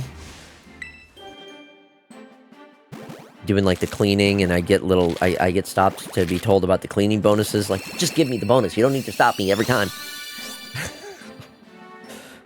I will finish Chibi Robo. I do plan on finishing that game at least.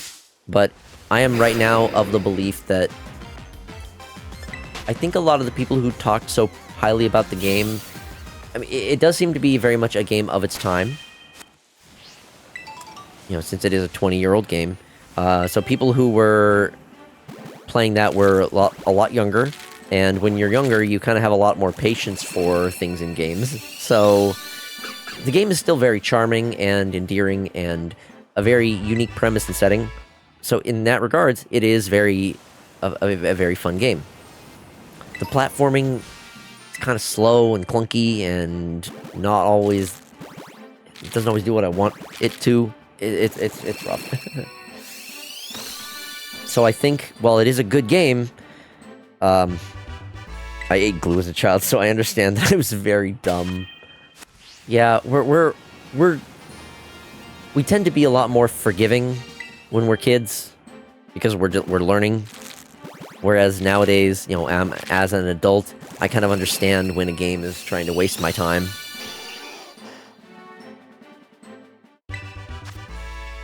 Not necessarily trying, but at least when it is wasting my time. And because I'm an adult, I don't have as much of the patience and time as I did as a kid. So I'm sure if I had played Chibi Robo when I was younger, when the game came out originally, I probably would feel very highly of it, and I probably would consider it to be an amazing game and would recommend it to a bunch of people. But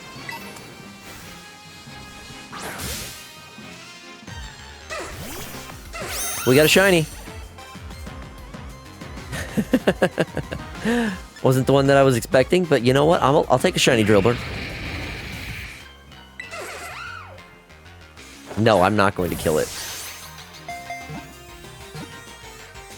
Oh, come on. Stay in the ball, damn it.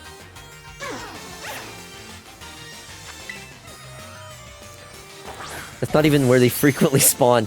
I think this is... Because there is that event going on, it's an outbreak. Which is probably also why I found the shiny.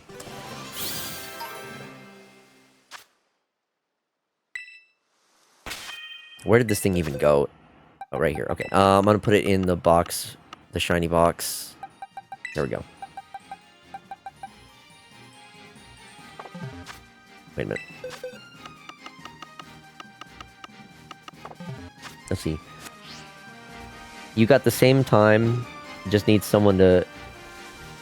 You got the same time. You just need someone to cook every day for you. And do laundry and clean. Yeah, okay. Yeah, that's... yeah. That makes sense.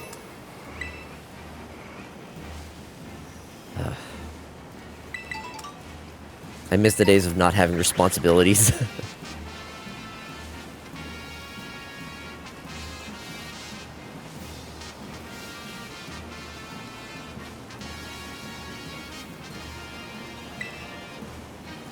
Same. More time to eat glue.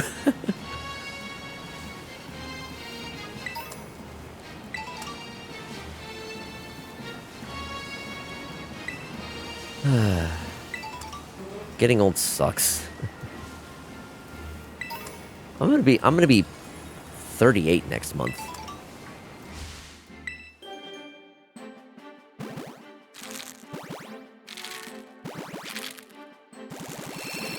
I agree with you, Gray Muzzle. Yeah. I mean, I've already been getting gray hairs for a while.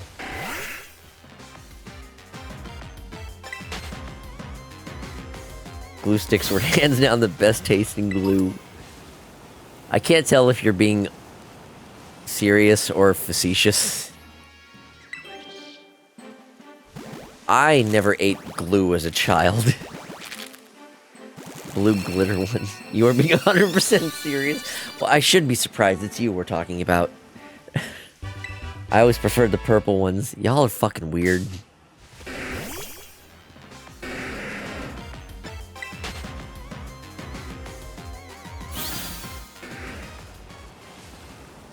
Who remembers the scented markers, though? I remember having those as a kid. Or, like, I didn't have them, but I remember the school occasionally having them. Are you now understanding the inner fuckery of my mind? Okay, Foxboy on the internet. I will say my PNG tuber certainly makes me look a lot younger than I am.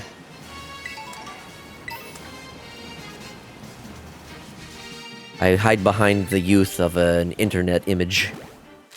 Don't ever remember eating glue. You think those memories would stick? Bro, I got high off of those Sharpies and those markers. I don't know if I couldn't say I ever got high off of them, but like, I did enjoy the scent of the ones that were specifically scented. I did find it odd of the choice to make something scented that you're not supposed to consume, but I was old enough to realize I shouldn't eat this, or shouldn't taste this. Not much of a glue connoisseur, I am not.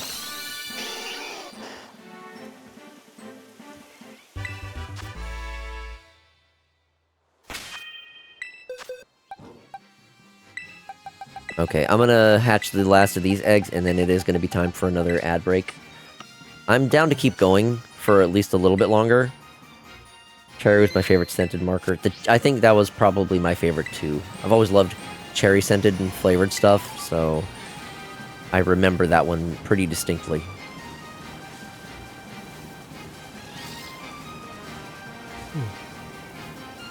I also can't say much. I did accidentally eat a glow stick, swallow a magnet, and stuck one of those markers in my mouth. Aren't the glow sticks, like, toxic? You swallowed a magnet? Ugh. Hopefully it went through alright. Didn't have any issues. I remember licking the marker once. That's one of those things, you do it once and then you realize not to do it again. You make that mistake one time. Not gonna lie, the fact that I'm alive as an adult is a miracle. How often were you dropped as a kid? I was not. Not that I'm aware of. I'd say half a dozen. Jesus, Salt. Oh my god.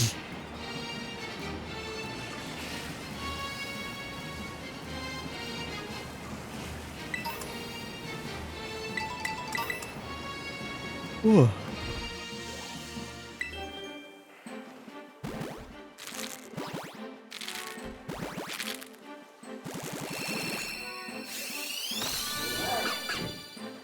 I also apparently used to ram my head into a solid object as a baby crawling around. Oh god. Sheesh.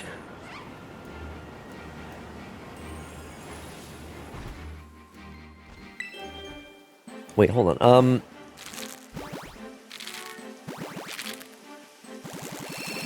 Tuesday, September 2nd is a Tuesday.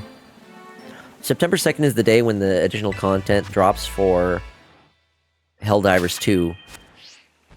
Who wants to do more Helldivers on Tuesday evening?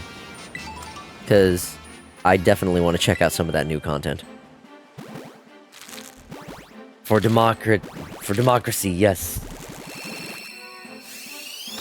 Hell yeah, Trent's down. I remember choking on a ladybug hair clip that was the size of candy when I was an infant. Can still remember it to this day. Oh my god. They added dragons. Are you talking about the basically flying Bile Titans?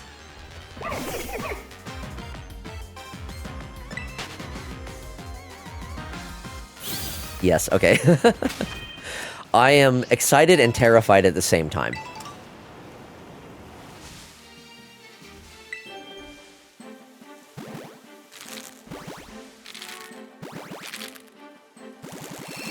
They've added missions where you go underground. Yeah. That's going to be really... Those are going to be really tricky since you're not going to be able to call in... you're not going to be able to call in anything while you're down there. You have to basically prepare before you go in. You're not going to be able to use any stratagems. Hell, you're not going to be able to reinforce.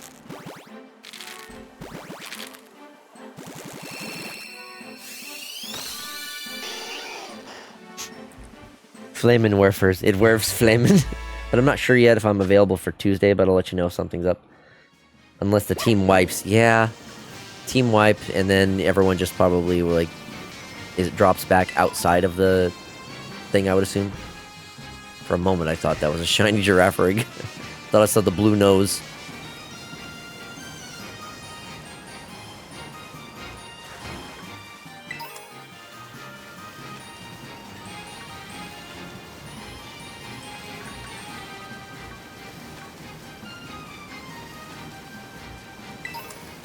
I don't care, it's going to be fun. Be fucking fun and terrifying. Yeah, I mean, that is part of the fun of it. Alright, it is time for, before I get to hatching more eggs, it is time for an ad break. So, there will be so much more screaming. Oh, definitely. The gas divers are going to love the update. Alright, I'm going to do a BRB, and then I will see you all in a few minutes.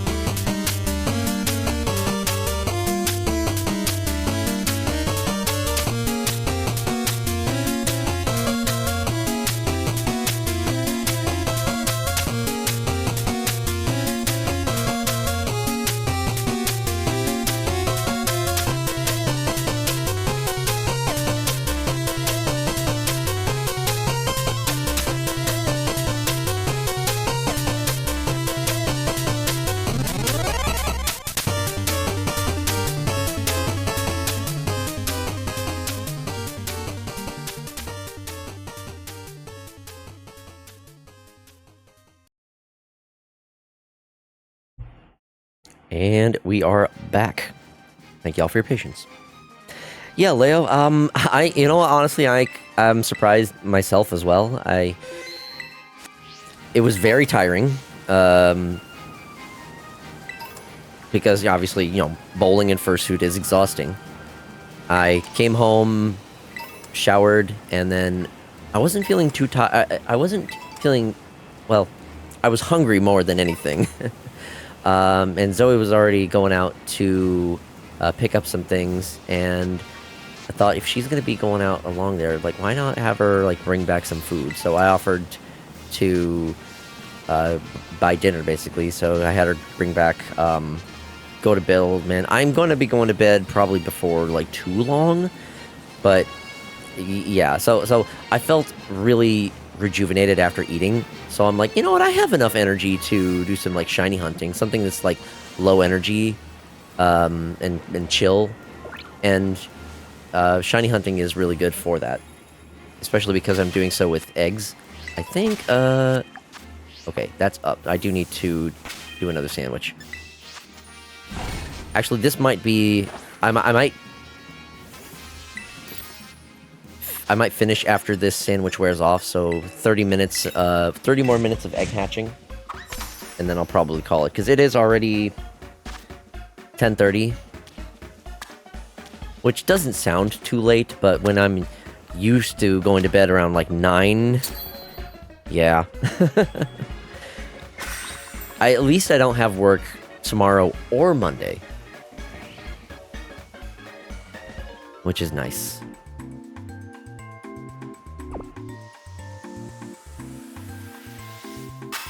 So expect streams on those days. Gotta get up early to get that early bird special. Okay.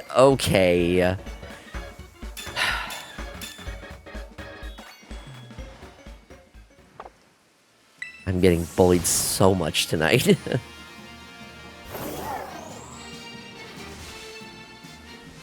Oh god, I realized something. An old Xbox friend I started talking to again said I still have the same voice since we were in high school? Wow, really? Gosh. Turned out the early bird special is more of an afternoon thing. Really? Huh.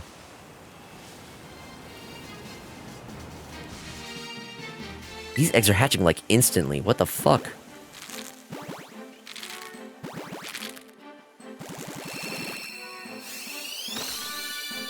There it is! Yes! Oh, I got a shiny Quaxley! Hell yeah! Shiny duck. We got it. Oh, okay, I finally got a shiny from an egg. That feels good.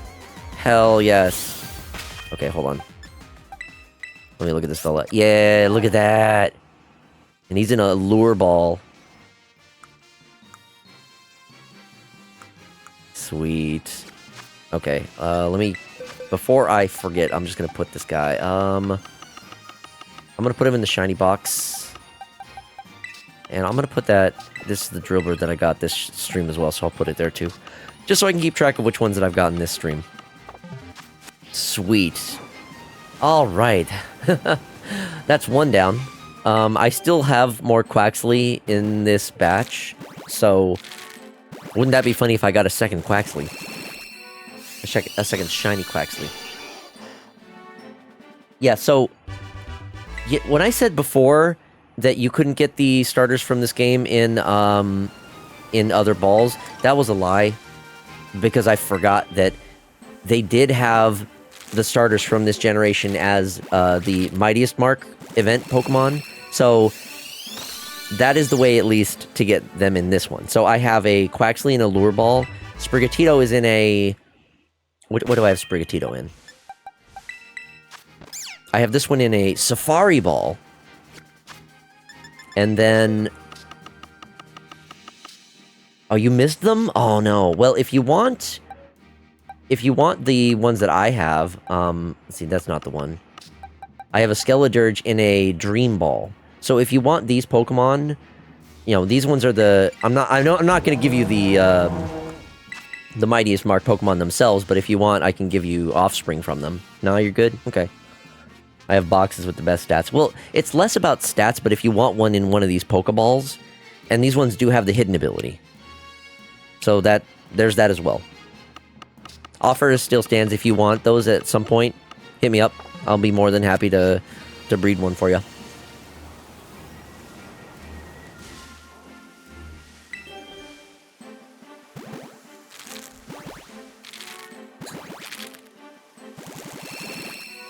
But it is kind of unfortunate that, you know, they were only available for a limited time. So I was only able to get those in those Pokeballs because I played the event when those were happening. Whereas, if any of the other starters, if I want to get them in particular Pokeballs, I can at least just find them in the DLC here.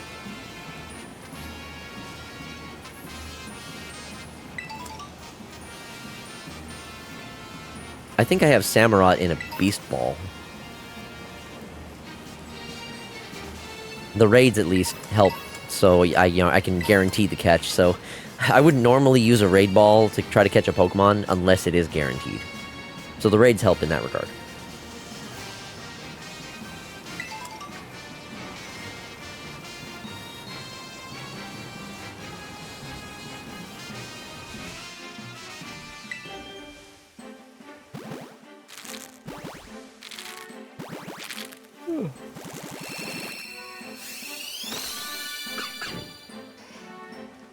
A shiny Fennekin would be really nice.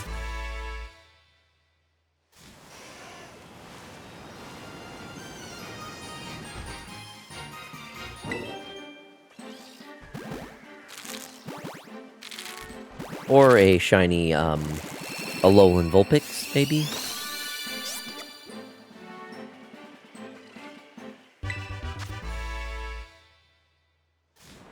So much of my boxes are filled with eggs for foxes, but of course, the duck is the one that I get the shiny of. I am not complaining at all, I just find it funny. At least I can stop hunting for the Quaxley now.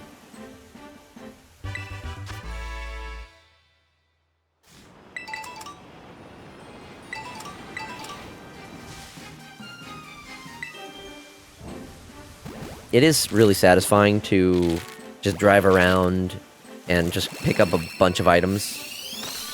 So I usually will try to do that when I'm doing the, when I'm hatching the eggs.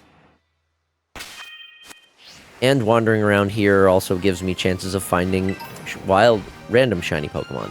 Which, like earlier when I found that, the Drillbur. It pays off to just wander around sometimes.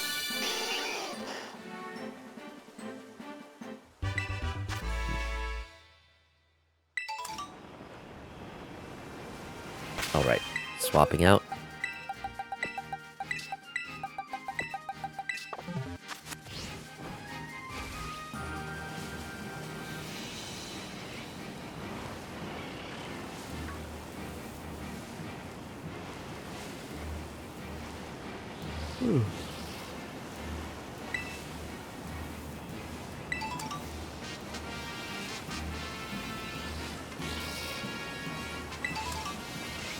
I really wish. It's funny. As much as I wanted to have some of those cookies, I am really glad that they all got eaten. It just means that there were enough people that enjoyed the cookies and got the chance to try them. And I think that's what makes it worthwhile to me, why I bring those. It's also just a really good way to branch out and to, like, get to know people. There were some people who came up to me, so I put a little note next to the cookies. I also, like, put one of my stickers there next to it, so, like, at least they had an idea of, like, what my character looks like. And I said, you know, what the cookies were, who made them, and then I also, like, put allergy warnings, since there's egg in them, in case anyone is allergic to egg, or is, like, vegan or vegetarian. And I did have some people come up to me that I didn't know, during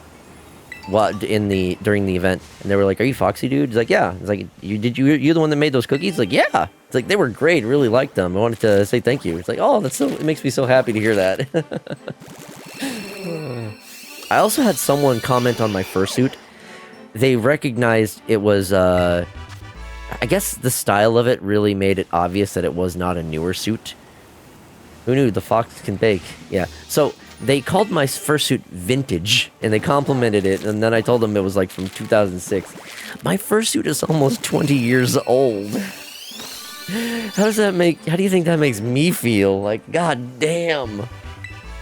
It's like that one time, when I was we were waiting for the fursuit photo, and who was it? My fursuit's almost able to legally drink. I need a new model. I do honestly need a new model. There was a maker that I was looking at because I really like their style. I'm keeping them on my radar, but I just don't know if I can afford that anytime soon, unfortunately. But I would love to get a new fursuit because, not to get too off track, but at least, I like my fursuit. I've kept it in good condition, but it is very old. The vision is horrendous. The ventilation is awful. I should probably get a car first. Yeah, a car would be the sensible thing.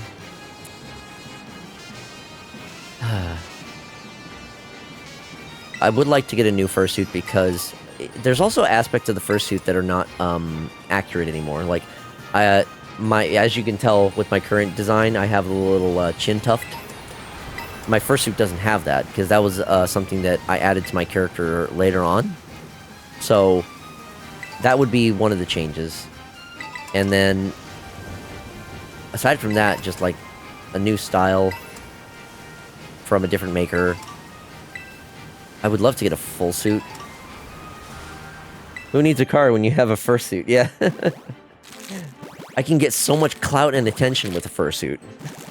You think a car is gonna get me that?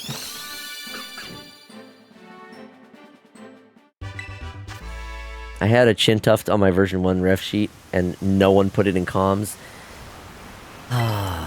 That's annoying when artists don't pay attention to details like that. Yeah, it's very obnoxious. Yeah, Leo, you've been a big help with getting around.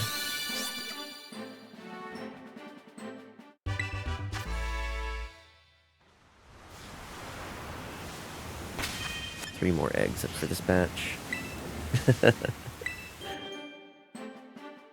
Thank you. Thank you, man.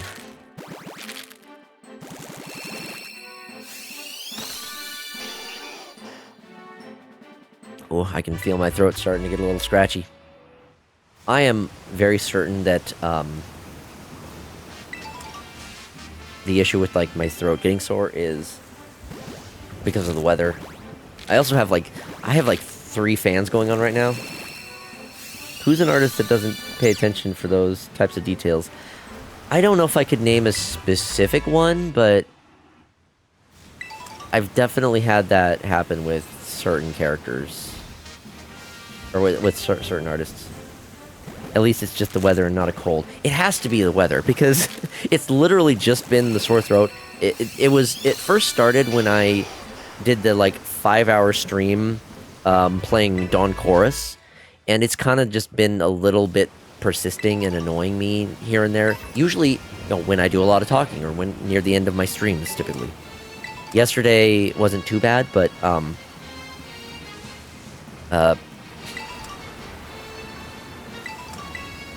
I was yapping a lot. Sometimes I'm a little more quiet during some of the streams, but yesterday, you got me talking about Pokemon, and I can get very passionate about Pokemon stuff. So, yeah, especially if you have character sheets. I think it depends on how detailed the character sheet is. For example, I could probably use an updated ref sheet, because the, like, headshots of my character, it can be easy to miss the little chin tuft. Which is why I've started including an additional image, specifically just a larger headshot that showcases that.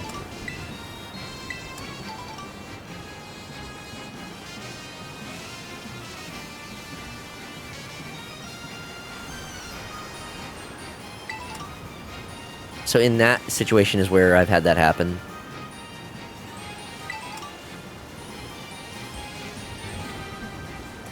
Although I will say, when people can't get my character right, it makes me question how much they actually, like, pay attention. Because it's not like I have a complicated design for a character. Like, come on. Are you by any chance trading Gen 3 starters? I can easily get Gen 3 starters.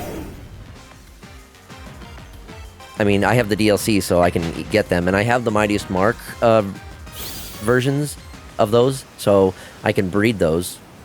I'm not looking for them if that is what you're asking. Also, welcome first-time chatter.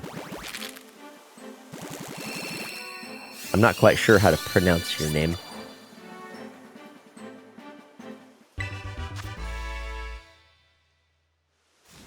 We breeding in here? I mean, what? How do you think I got the eggs?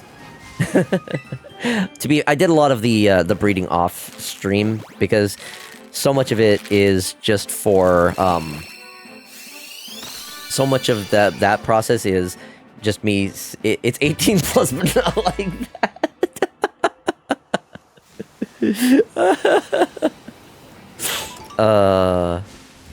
I could probably find those in the DLC, so that wouldn't be tough for me to do. Tell you what, if I stumble upon those while I'm out and about hatching these eggs, I can trade them to you. So it's Mudkip. Gen 3 starters are Mudkip, Chikorita, and... what's the fire one again? Why am I blanking on it? I should know. Oh, Torchic, right. Oh, Torchic is a specific one. Okay.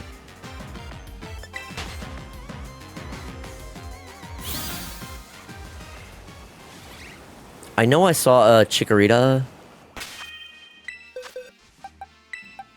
Yeah, Pig was generation 5, I think. Okay. Let me go to where the Chikorita spawns, or the Torchic spawns in one specific spot here. It's in a cave in the mountain area, so let me see if I can find that.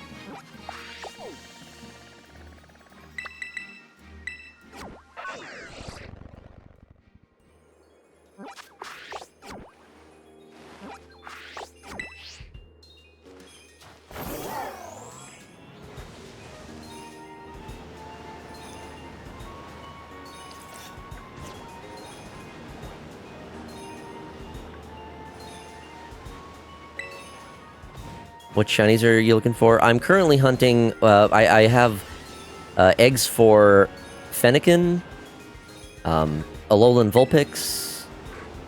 I just got one for Quaxley. And then Sprigatito. And then I think there was one other Pokemon. Let me check my box real quick.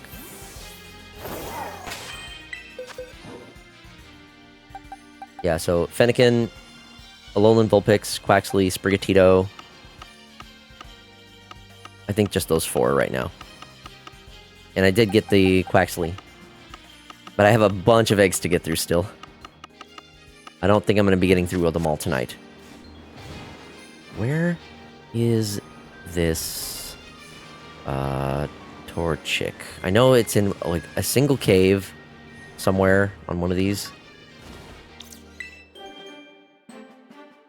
Oh man, I only got room for 7 more mons. Oh no.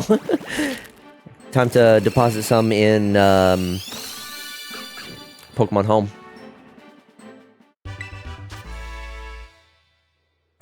Damn it. Leave me alone, buddy.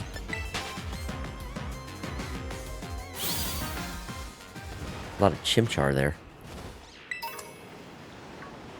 I have a shiny Fennekin. It's not, so the reason why I'm going for this specific one is because I already have it in a specific type of Pokeball. The Fennekin that I'm breeding are in a Love Ball. So I'm trying to get one in that kind of ball specifically. Otherwise, I don't usually accept shinies from others because I try to get them on my own, and like I'm very specific about having Pokemon in certain types of Pokeballs when possible. So that's why I'm going for these. I have them all in special ones. For example, Love Ball because obsessed. Yes, I love my foxes. For example, the Quaxley I recently hatched is in a lure ball because I caught the Mightiest Mark one in a lure ball. And then the Alolan Vulpix are also in Love Balls, and the Sprigatito are in Safari Balls. There's so many Pokemon here. I'm just trying to get to this cave. I think this might be the one.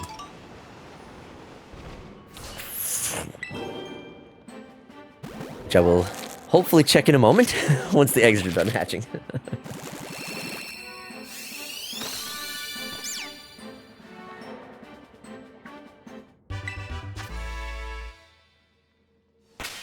One more egg. This is not the one with Torchic. Yes, Brigatito, the cat. Trying to get a shiny one of those. I already have a shiny one, but I'm trying to get one in a different type of Pokeball. I caught the Mightiest Mark. What was the... I caught the Mightiest Mark Meowscarada in a Safari Ball. So I'm trying to get these ones in... I'm trying to get a shiny one in this specific Pokeball. Where the hell is this Torchic?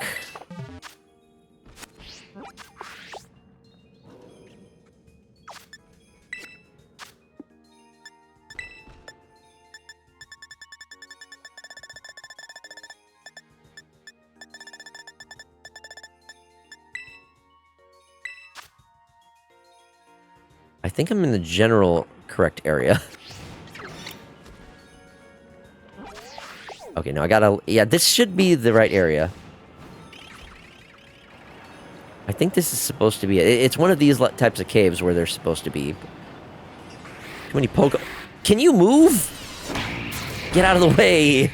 Christ, let me out. Oh my god.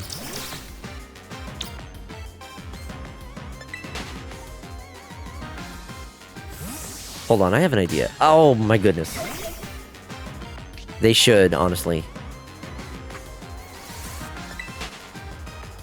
Okay, I'm gonna see if I can do something, see if this works. There's not much space. Okay, can I get through here, maybe? Let me have a picnic in the cave. Okay, this should help respawn all the Pokemon. I think this is supposed to be the cave where the Torchic is supposed to spawn. But it doesn't want to pop up.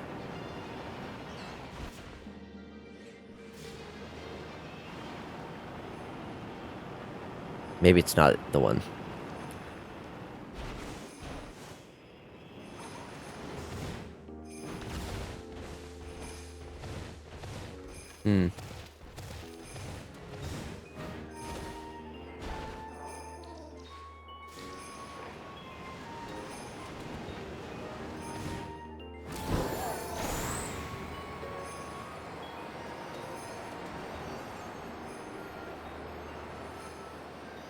I came to terms with the part of me I find weak yesterday. I like to be pat on the head and told it's okay. I mean, I get that. We all want to have a level of reassurance.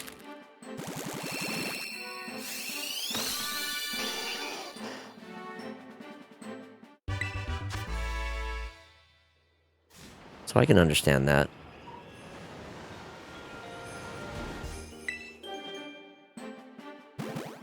Alright, so the Torchic might not happen, but I should still be able to find the Chikorita and the Mudkip. I believe those ones aren't as restrictive when it comes to finding them. I'm supposed to be plus ultra. Hey, you know, we all need a little help now and then. Even All Might needed some help once in a while. Person at work called me a lone wolf. I could kind of see that, yeah.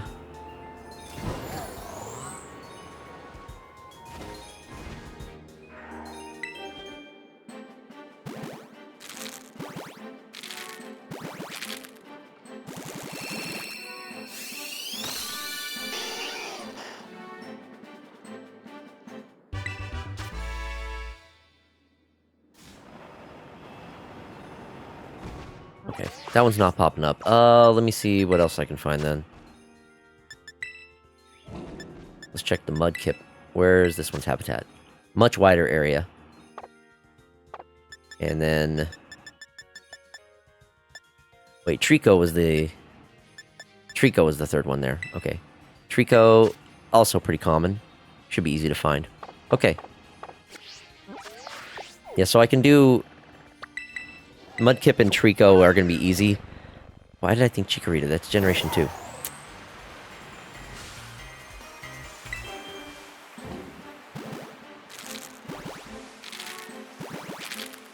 Cool. The Torchic might be... I don't know why I'm struggling to find the Torchic. I think it is one specific cave, but it's just not popping up. King of Pokemon, Gods Foxy, see the new Mega reveal. If you're talking about Mega Hawlucha, yes. Mega Hawlucha is awesome. I do like the design of Mega Hawlucha. I like how they are... They did it... So... What? Are you talking about... Are you talking about Mega... The only other Mega that was announced was... Before Mega Hawlucha was... Mega Victory Bell.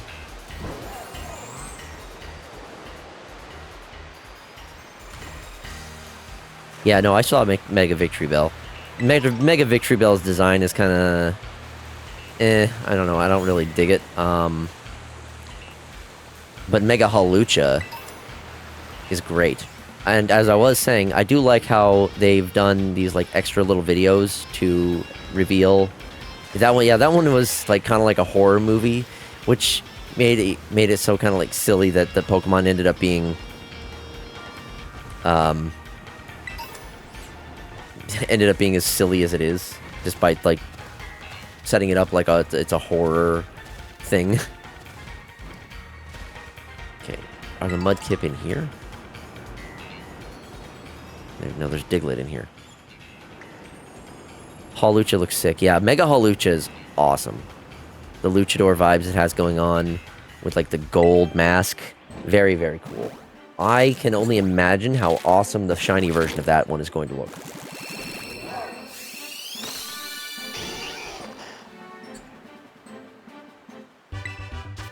Alright, I won't say anything else if you haven't seen the video yet. But I will say, I like how they are giving us these, like, video reveals. I wonder how many more of their... I wonder how many more of those we're going to get before the launch of the actual game. Obviously, they're going to be keeping plenty secret.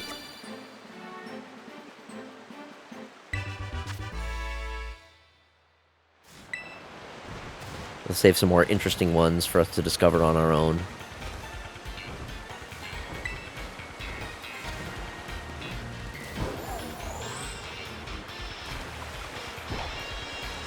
Are you using egg power to hatch the eggs? Yes, I am. I am using egg power. In addition to a Volcarona with warm body.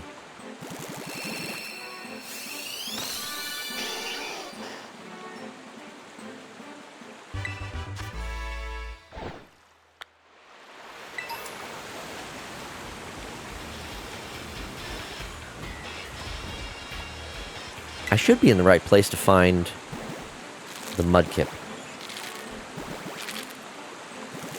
Unless they're in, like, the caves.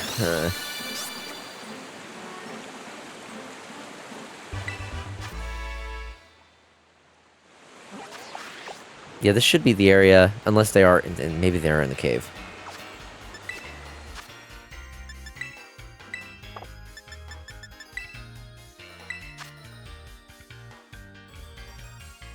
Can adapt to living in caves. Okay, yeah, it's in the caves.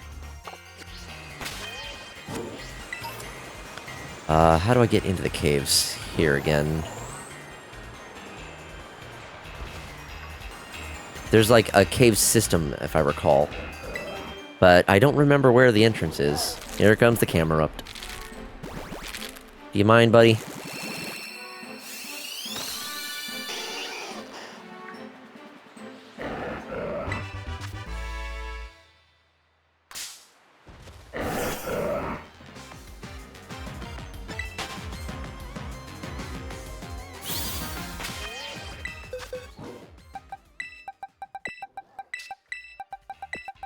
Actually, let me check real quick here, because, I know I have some extras of some Pokemon. I'm wondering if maybe I have an extra.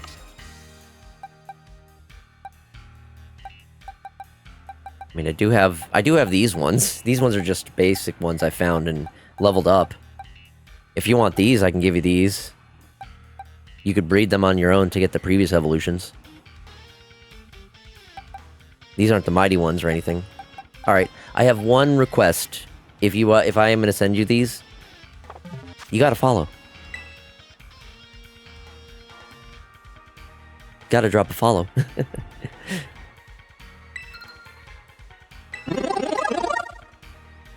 There we go.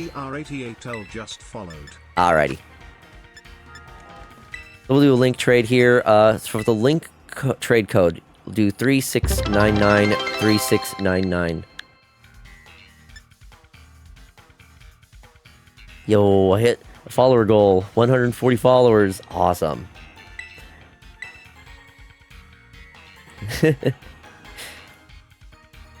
No, I've explained every time. I have to explain this every time I use this code. 3699 on like a number pad is Foxy. Alright, is this you? I'm assuming this is you since I don't think anyone else would be using this code, but I just want you to confirm. This player name Logan. Okay, cool. Alright. So you can have these 3. You can give me whatever. I don't need anything.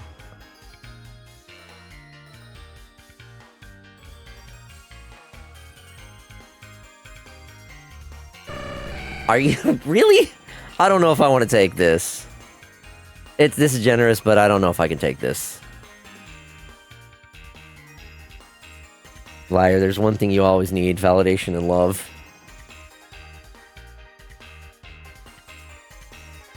Well, I'll stop making the eggs as a backup. I appreciate that, Deadeye. I don't know if I want to take this. I appreciate it, but I don't know. I feel like it's a bit much. Please? Okay. Alright. If you insist. I actually did get a shiny Articuno, in Pokemon Let's Go Eevee. That's one of the games where I could actually, I could actually do a soft resetting to try to get a shiny that way, and I did get one. Took me a lot of resets, but I did it. I appreciate that game will still let me do that. Which comes back to a topic I was talking about yesterday. I am really annoyed that so many of the legendary Pokemon nowadays are restricted to getting the shinies via, like, distribution events. I'll always tell people to catch a random bird Pokemon for me to trade, like, the idea of using them to send items. You know, yeah! I like that! That's cute. You can send, like, Pidgey or Spearow or, like, you know, Pick-a-Peck or something. You spilled your bong water. Oh, no!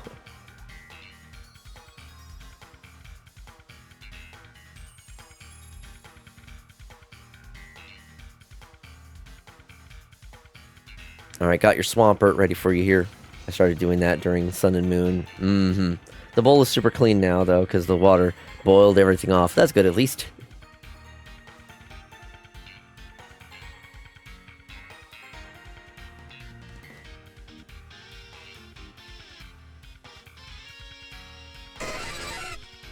Is that a shiny? You're really gonna give me all of the shinies of these? Oh my goodness. Alright, if you say so. Wait, maybe that one isn't shiny. I can't actually tell. Zapdos is such a subtle shiny. It's a little bit more noticeable with Articuno. Also, I just think this one's not shiny. Okay, that's fine. No worries. I'm fine with taking a non-shiny legendary, more so than a shiny legendary.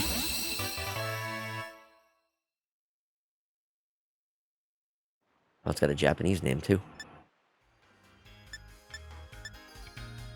What's this icon? What game are these ones from? Oh my gosh. I'm gonna have to figure out which ones these came from.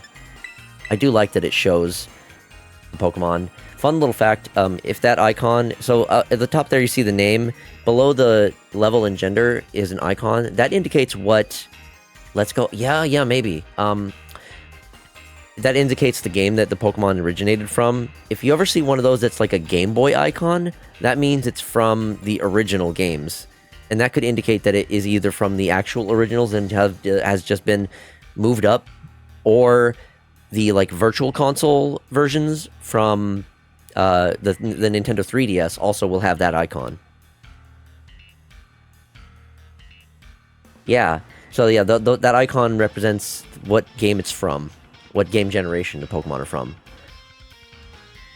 I don't think many people recognize it. You can trade the virtual console ones? Yes! You could actually... Oh, that's a shiny Moltres. I wonder if it's possible to get a shiny from an emulator to a legit copy. I don't know. Maybe?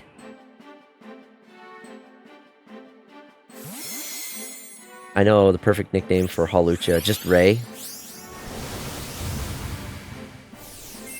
I don't know if I get the reference. What was I saying? Oh yeah, so yes, you can trade the virtual console ones because it worked out where, I get all these from trades. I'm a big trade guy. Hell yeah. I mean, trading is how I ended up getting a lot of my, decks filled out. Alright, glad I could help you out with that. Thank you for the Pokemon. Alright, back to hatching. No prob. Like, one of my biggest things when it comes to playing the Pokemon games is shiny hunting, so I know many of them require you to have a complete Pokedex in order to get the shiny charm, so I always try to do that. We shiny hunt at the park. Yeah.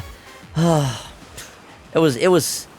I will admit, despite me not wanting to get back into Pokemon Go anymore because of how much it demands your time and money, it was fun while it lasted. It's fun to get into now and then, but it's not something I can just consistently do anymore.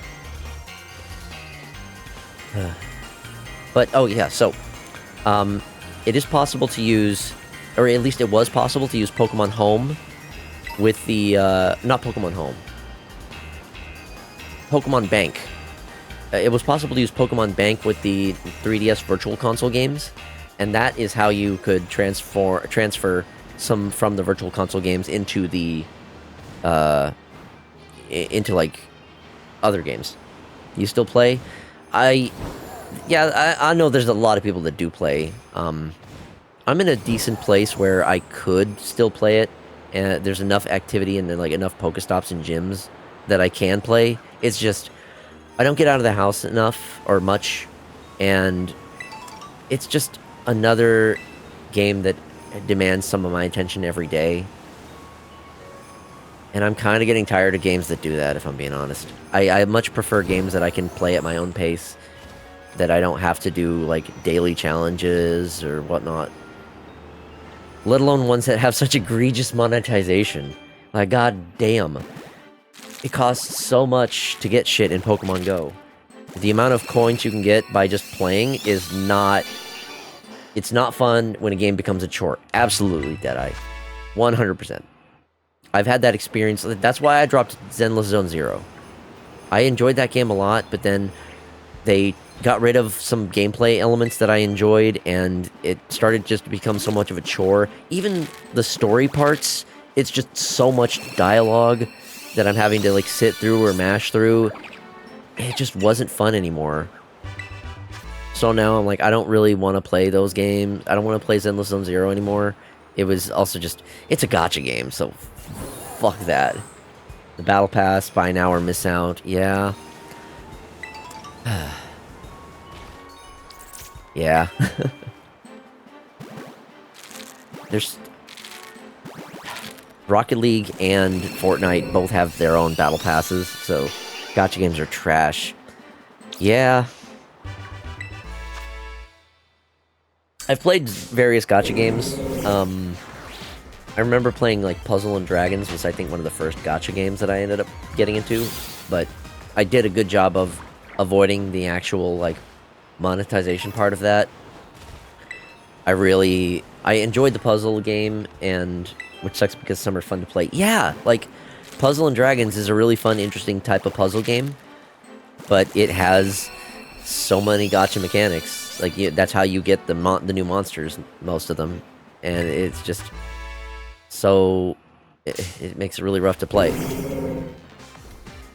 Zenless Zone Zero is the same way. How do you get the characters? You gotta pull for them. You gotta spend money. You gotta use those rolls and hope for the best. It's just... yeah, okay, my sandwich wore off. This is the last egg. Let's see what I get here.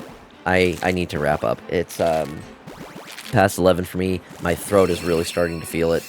I need to get some sleep.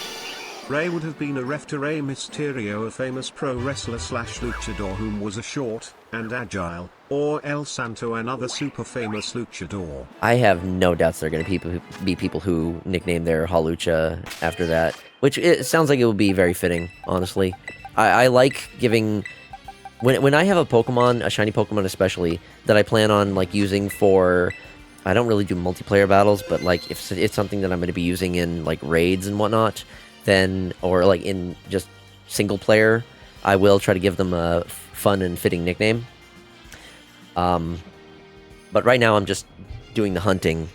I usually do the nickname when I'm getting around to like, you know, building up that Pokemon and getting it ready for battles or whatever.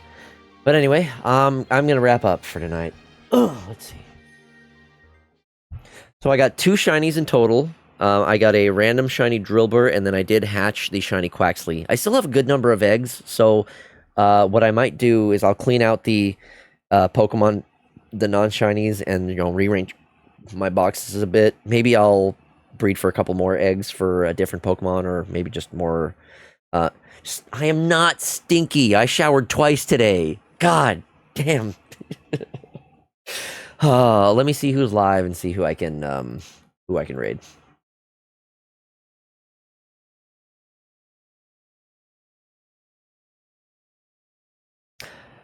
Permavermin is live. Says they're doing just chatting, but I guess they're doing some kind of... I think they were playing Scrandle, since their title is Scran Time. I think they've moved on to some other kind of quiz browser type thing.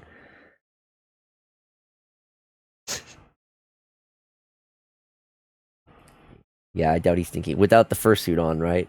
Okay, so in all fairness, I keep my fursuit very clean. I'm planning on washing it first thing tomorrow.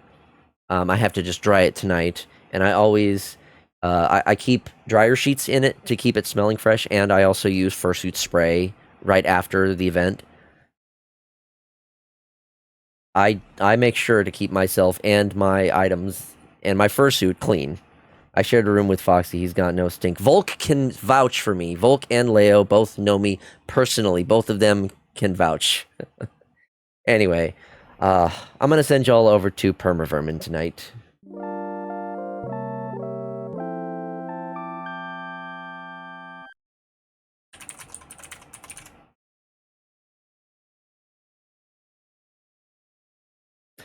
Thank you, everyone, for hanging out with me tonight and chilling and bullying me. I do like these shiny hunting streams. They are very, very chill. So I probably will try to incorporate some more of these when I'm not feeling like playing more specific games. I do still want to finish Chibi Robo, so maybe I'll do some of that tomorrow in addition to another game. We'll see. Both Sunday and Monday, I have nothing going on except for maybe doing some laundry in the day, and I have to wash my fursuit. But yeah, expect some more streams. I got to keep this streak going. I have not missed a day in a while. But that's going to be it for me for tonight. Once again, thank you all so much. Have a great night. What should we do for a raid message? I don't really have anything in mind. And I don't have a lot of time to think, because the raid is almost going over. I don't know. I got nothing. You're a streamer, that's what should happen. That's fair. Alright. I'm going to send you all over to Pervert Vermin now. Thank you, everyone, again, and I will see you next time. Bye.